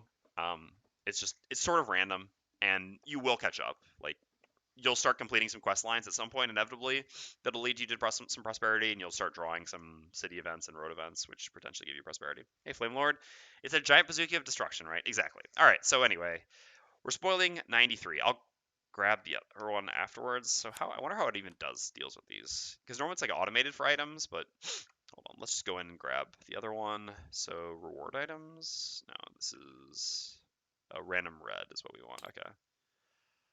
All right, so where are you? There you are. So what we have access to now is the Scroll of Power. I don't know where this should be put. Whatever, up here. So this is 30 gold, and during your ally's attack, add +1 to their entire attack action. Normally not a very good item, just because it's a little bit too expensive. Although it certainly does have some application. There are certain characters in Gloomhaven that will definitely appreciate having an ally have this, and it can certainly be worth it. I mean, obviously, a minor power potion costs 10. This costs 30. But the idea is that like some characters have AoEs that are so good that you would put more minor power potions on them if you could. So this allows you to sort of put it on someone else, and this might actually be worth using on the Voidwarden. We'll see. It'll certainly depend on what other small items we end up getting access to, but it's not the worst. It's acceptable. I mean, there are definitely some random item designs that I would really love to get. This isn't necessarily one of them, but it's not terrible. Okay, so back into the scenario at hand. The Voidwarden goes. We're going to gain 2 experience here, 1 for the bottom there, 1 for the top here. I'm going to create fire and ice. We do a move 4 jump, and then I'm going to heal myself, and they get a bless. So sure, I'll give them a bless, because you never know. You never know. I'm going to move to... Oh, sorry. First, I'm going to heal myself for 6. And then I'm going to go here and drop down 3. And get this coin, which puts me at 5 coins. So a completed battle goal. That's why they call me Mr. Battle Goals. All right, so we're going to use Power Pitch first. Again, either attack if it connects kills, and this does give 1 more experience. So I'm hoping to miss, but never know. I certainly won't use the favorite here because, well, it really doesn't change anything whether I use the favorite or not. Again, I'm 100% killing here. I've already drawn the -2 and the -1, so my deck is only crit, miss, and then like +1 or +0 or something like that, you know? So we always kill with the second attack if the first one doesn't kill. There's no difference if we use the favorite on either because the target has 4 health. So it doesn't really matter. We'll make the first attack. I would love for it to miss to gain 1 more experience because my experience is quite slow on Hatchet. Nope. Instead, we'll hit for 12. Alright, that's fine. Never miss when we want to, huh? There we go. That's 5. And that's the end of the round and the end of the scenario. Alright, well, we success. I mean, last time was a rough ending. This time we came back and just kind of bulldozed through it. So, GG, thank you. Again, sometimes I feel bad when I beat scenarios. I had a fair amount of margin here. But again, given that I lost last time, I don't really feel bad about this difficulty level. I think this was still the appropriate difficulty level to do it on. We'll start having to evaluate our difficulty level again soon, though. But again, we lost our last 3 scenarios, so I don't think there's an issue with the difficulty level here. Sometimes, I mean, it is a game. Oops, I'm not actually supposed to remove them. I think it'll do it automatically for me. It is a board game in which there is a fair amount of variance sometimes, even though variance is somewhat limited, and I think there's nothing that can be done about that. Sometimes it's just going to end up on one end, sometimes on the other end. GG, watching your streams makes me excited to play myself again. Cool. I'm glad you enjoy them, and welcome. Okay, so we just press these things. All right, so were there any rewards here? So it's just, we got a party achievement. I'm not bothering to track these really. We unlocked scenarios 21 and 22, and we've completed scenario 10. All right, so 10 is completed. We unlocked 21. And where is 22? That 22 would be just around. Oh no, maybe somewhere else? Oh, Temple of the Elements. Okay, Kate. Yeah, that's down here, right? Yeah. Okay, so we're gonna do all this amazing UI stuff. No, it's not battle. Well, we can close the battle interface. So game interface, scenario 1. Beautiful. God, fantasy setup. You're just incredible, incredible. Thank you again very much to the people who've done all the work on this. You're amazing human beings, truly. All right. So we can just delete everything that's there, right? Yep. Delete map. Yes. Monster setup. Delete monsters. Yes. Okay. Yeah, put our characters back. So we got a check mark here. We did not get our check mark here. And we did get our check mark here.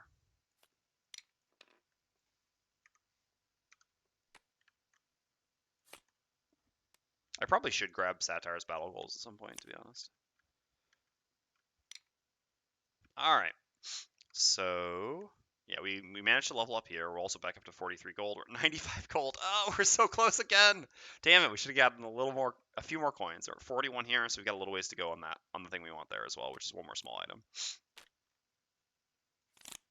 Yeah, we did unlock it. Did I actually put it up here? I think I actually forgot to. Oh no, it's there. It's there.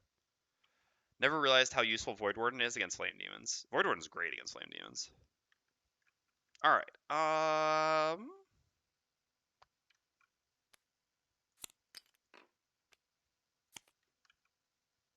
Grab all this stuff down here.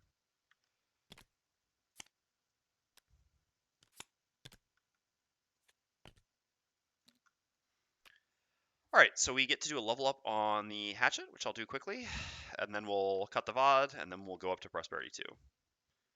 So yeah, level up on Hatchet. All right, let's take a look at our level 3 cards. So these are level 3 cards. On the left, we have Sharpened Blades. On your next 5 attacks, add +1 wound. This is really an embarrassing loss for again, effectively a 9-card class, right? You use the favorite. There's basically no world in which you should ever not use the favorite. That would actually just be insane. I know some people have tried to do non-favorite builds, but I would say the consensus from pretty much everyone who tries it is that, I mean, some people are like, yeah, it was fine, and most people are like, yeah, it's terrible. I mean, like the selling point to this class is that you can make non-loss attack 5s and 6s all the day by using this persistent loss and essentially playing as a 9-card class. You should do it. So yeah, accordingly, playing something like this is just way too costly. Also, it's weird because the type of scenario where you would be willing to trade longevity for tempo, like for damage, is a short scenario, right? And the most common type of short scenario in Gloomhaven is going to be a boss scenario. And of course, wound doesn't stack with itself. So on a boss scenario, you can't even really use this to profitably attack the boss repeatedly. Also, you even have just better things to do against bosses. So yeah, this loss is embarrassing at best. That being said, I'm actually considering this card more now than I did in the guide, but obviously I wrote the guide based on Jaws Lion, and here in base Gloomhaven it's a little bit different. And the biggest reason for this is just being a move 4/6. We do really have limited movement on the Hatchet. I mean, the Jaws Lion characters just have less movement in general than base Gloomhaven characters do, because Jaws Lion was smaller and they were designed around that, and base Gloomhaven just requires a fair amount more movement. I mean, last week, one of the 2 scenarios we lost just because we didn't have enough movement. Our characters were just, I mean, partially because the scenario was poorly designed for a 3-player party, but also largely because we just don't have enough movement on our characters to deal with the movement requirements for some base Gloomhaven scenarios, which is sort of an issue that Jaws Lion characters can't have. So I can't really complain about how the Jaws Lion characters don't have enough movement in base Gloomhaven, and then not at the same time not take cards like this. So I don't know. At the same time, Ricochet just gives us a second source of AoE, which is really important. So we'll see. Anyway, Sharpened Blades I think is tempting just for the move 4/6. It's pretty underwhelming to take essentially a mostly move 4 because again we don't care about win that much. Most of the win stuff is underwhelming. As someone in the comments actually put quite well for the guide that I made for Hatchet, uh, Your wind is pretty much better used by the Voidwarden for Master Influence, and I think that's more or less accurate. So since I don't care about wind that much, I'm not regularly going to. Yeah, this is level 3. Yeah. I'm not regularly going to get the wind payoff off of this. Obviously, if you get the wind payoff of this, it's actually good. But otherwise, a level 3 move forward, a 9-card class is rough. But again, this was balanced around the fact you only have move 3s normally because, Jaws. On the other hand, we have Fearsome Efficiency, which is just sort of an embarrassing card all around. So you've got, attack 6, range 4, loss. If this attack kills a target, one enemy adjacent to the hex in which it died suffers X damage, where X is the amount of damage the target would have suffered in excess if what was needed to kill it. Again, so narrow. So what you need for this really to be worth it is to have, like, I don't know, 2 flame demons next to each other or something. But even then, the shield on the first is going to make the direct damage on the second not even that valuable. This is just, I don't know. We already have an attack 6 loss at level 1 to use in boss fights. This isn't any better for boss fights. It's super narrow where it's actually useful. It's really difficult to envision situations where this is worth using. Yeah, I mean that's basically it. The bottom as an attack 1 range 3, also not very compelling. The best thing you can do with this is obviously you can use this to apply the favorite and then immediately get a payoff like follow through or repeat shot in that same turn, which allows you to do, attack 4 into attack 5 or attack 4 into attack 4 on the same target, which is not bad. But the initiative of this plus your other attacks that you'd be using there, like which is 31 or 46, I think, makes this a lot less compelling. And otherwise, this is just narrow and difficult to use. The thing is that the payoff here, like if you kill an enemy, you can make an attack 3 range 3. Like, all right, so first of all, an attack 3 range 3 on bottom on a 9-card class is good at level 3, but it's not even exceptional. And the fact that it's not going to be what you get most of the time is, I mean, yeah, exactly. Also, if you kill an enemy, you typically want to be moving because it's so important for you to keep picking up the favorite. Non-move bottoms are difficult for Hatchet to use. You can use some, but we've already got a decent one in Fancy Hat, and we're going to have sort of a better one next level as well. So, I don't know. It's just if especially like not just non-move bottoms, but non-move bottoms when you've killed something. Non-move bottoms when you've killed something. Either you killed it with the favorite, so you want to go pick up the favorite, or you killed it with like follow through or repeat shot after putting the favorite in it, and so you want to go pick up the favorite. When you've killed enemies is typically when you want to move, not attack, which actually is hilariously makes second wind is almost just, I mean, at least for the bottom, probably just a better card than fearsome efficiency because it has much better initiative and doing a move 5 after you kill something is actually kind of nice. Doing an attack 3 is fine, but kind of works against what the class wants to do. And yes, exactly. It is also hard to, it's hard to set up, and then it doesn't even feel like a very good payoff for when you do set it up. This is a really bad card. So the choice here at level 3 is definitely between Ricochet. I'd go with Sharpen because of the versatility. Well, it's not really versatility, it just does one thing. Uh it just gives a move 4. So I wouldn't call it versatility. The argument would be you could go with Sharpened Blades because of the need for movement. Perfect for Rumbling Scout plus Flame Rooms, yeah. Do you think this is bad design for Gloom to have cards in level up that are more situational and less blatantly good? Yeah, sort of. I mean, I do think that this card is not a good design. Yes. The thing is, I don't mind having situational abilities. It's just, first of all, it's all right. So this is what. So Themris and I talk about this a lot when reviewing, like doing custom class stuff, or even, I mean, helping with Frosthaven. This is what we call a double situational, and double situationals are kind of the worst cards in Gloomhaven typically. Because a double situational basically means you have this card in which you theoretically have 2 powerful but narrow effects, and they're only good if you have the card at the time when those effects are good. And if the effects are narrow, that typically means not very often. So how do you make up for that with a double situational? Well, first of all, you typically just try to avoid making double situationals. But beyond that, you make them like so powerful. So for example, double throw here at level 1 is a double situational. Technically, it's not really even a double situational because there's just no situation for the top, but it's essentially a double situational. It really just has 1/2, but that's fine. This bottom is so powerful that you will bring this to boss fights because even if you have to lug it around for a little bit, it's worth it. Nothing here is that powerful is the issue. Additionally, this sort of like situational effect situational effect cards that you sometimes want but don't want in most scenarios is perfectly fine to have at level 1 because you start with 13 level 1 cards, you only need 10 of them, and then after that with level up you even need less of them, right? But you don't really want to take a situational effect like this on level up necessarily. Now, sometimes you will if the effect is good enough, or so we just did the Scoundrel guide yesterday. For example, the Scoundrel has a double situational in Spring the Trap at level 7, right? But there, it has two halves which are very powerful, like very, very powerful, like this level of powerful, and also for a broader spectrum of situations. So then you can still like more easily bring it to a reasonable number of scenarios and then not bring it to some, but obviously the power level that you get by the scenarios you bring it to is sort of worth it. It also still just isn't an amazing card, although it is good. But yeah, here the situations are too narrow and the reward is just not big enough. I mean, having the movement 4 is pretty useful, and the top could work as situational, and that +1 may be useful. Meanwhile, you have 4 movement to get the favorite back. Yeah, so this is not fine. Like, there's nothing wrong with this card here, the design of this. I mean, the top is just a weird design for a 9-card class. There is maybe a time I'll use this. Realistically, I will probably never, ever use this top, but I will certainly be happy for the bottom.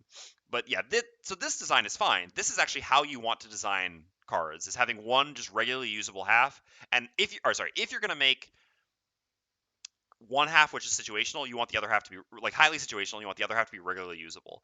Otherwise, you can make two halves which are sort of situational. So what I mean is like this bottom is sort of situational, although realistically because of the class it's more situational than it seems. In the sense that like you use it and it's a bit below curve and sometimes it's above curve. That's what like a sort of situational would be. Here though, so if you have like a sort of situational and then another sort of situational, those are fine because then most of the all right, so like maybe the majority of time you're still doing a slightly below curve action, but it's not costing you too much. And then some of the time you're doing a really above curve action. That also works.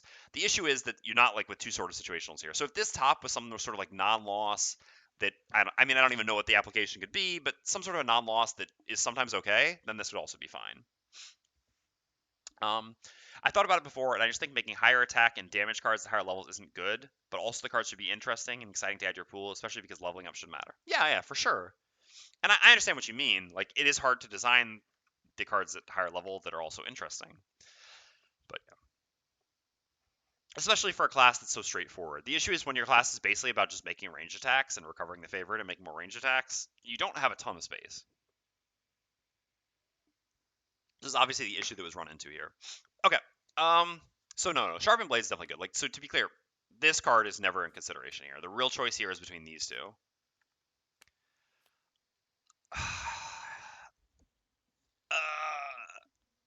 How much will I miss Ricochet? So CGO will kill me if I don't take Ricochet. He'll actually come find me in Paris, hunt me down, and eliminate me if I don't take Ricochet here. He loves this card. I'm not really convinced by this card. I mean, think of it like this. This is basically like Scoundrel and Tinker get this at level 1 with attack 2, range 3, target 2. It is both better and worse than that because it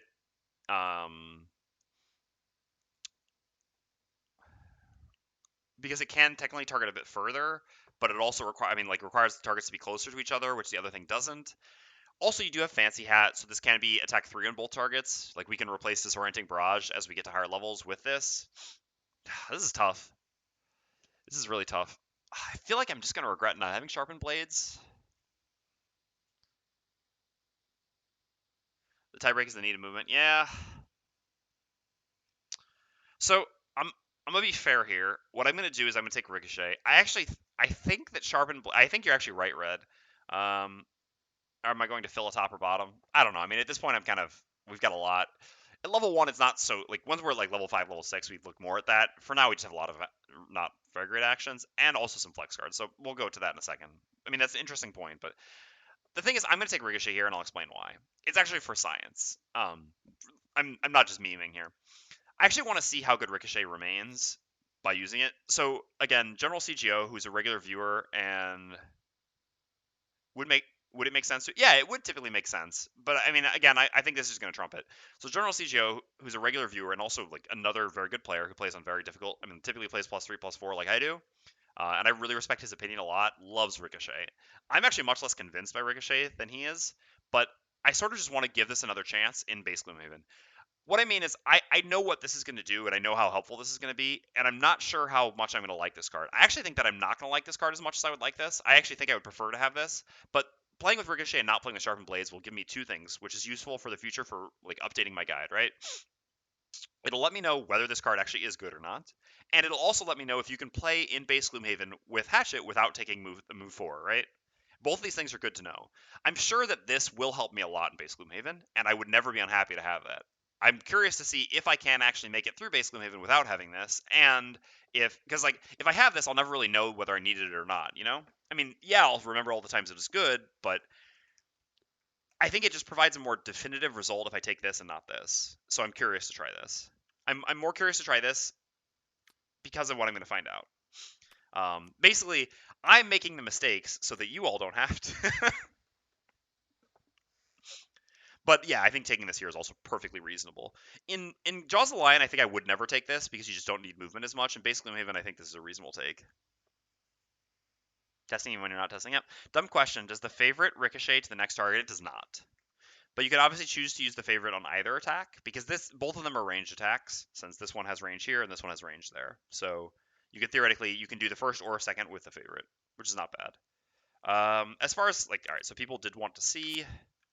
Hold on. We don't need to sort for initiative here. People did want to see our top-bottom balance to determine whether this was useful. This is a bottom. I mean, this is a card we don't even care about, so this is just happy cut. This is a top. This is just a loss immediately, so it doesn't matter. This is a card we want to cut. This is a top. This is more likely a top at this point, but really can be either. This is a bottom. This is more often a bottom than a top, and this is a top. So we did go one more top, but that's also perfectly fine, right? Because, I mean, if this stays, this is a bottom. And then there's also this and this, which really can be either. I mean, this more, I guess now that we've enhanced this really is top. So we did go a bit top heavy here, right? But on the first rest cycle, it can just easily be like this, and then we just end up losing one of these cards. I mean, oftentimes what we want to lose on the first rest cycle is actually specifically this card. So, I mean, this works out well enough. First rest cycle, this gets played. This gets eliminated. And then we're good. I don't like that axe before, but now that it bounced off that skeleton, it's my favorite. Yeah, I didn't like. Sorry, yeah. I've used plenty of move 2 base with Hatchet. Yeah, for sure. So this is not. I don't think this is so much of an issue. But yeah, it's true that a bottom would be more useful to us than a top. So that's another reason that Sharpened Blades would have been better here. All right. So we'll have to see what we cut in a second. Oh, we managed the 11 there. Nice. Let us have the delay. All right. I don't think there was anything else post we had to do here. We don't have enough money for enhancement here. We don't have enough money for purchase here. So I'm going to cut the VOD there. So stay tuned for the next scenario.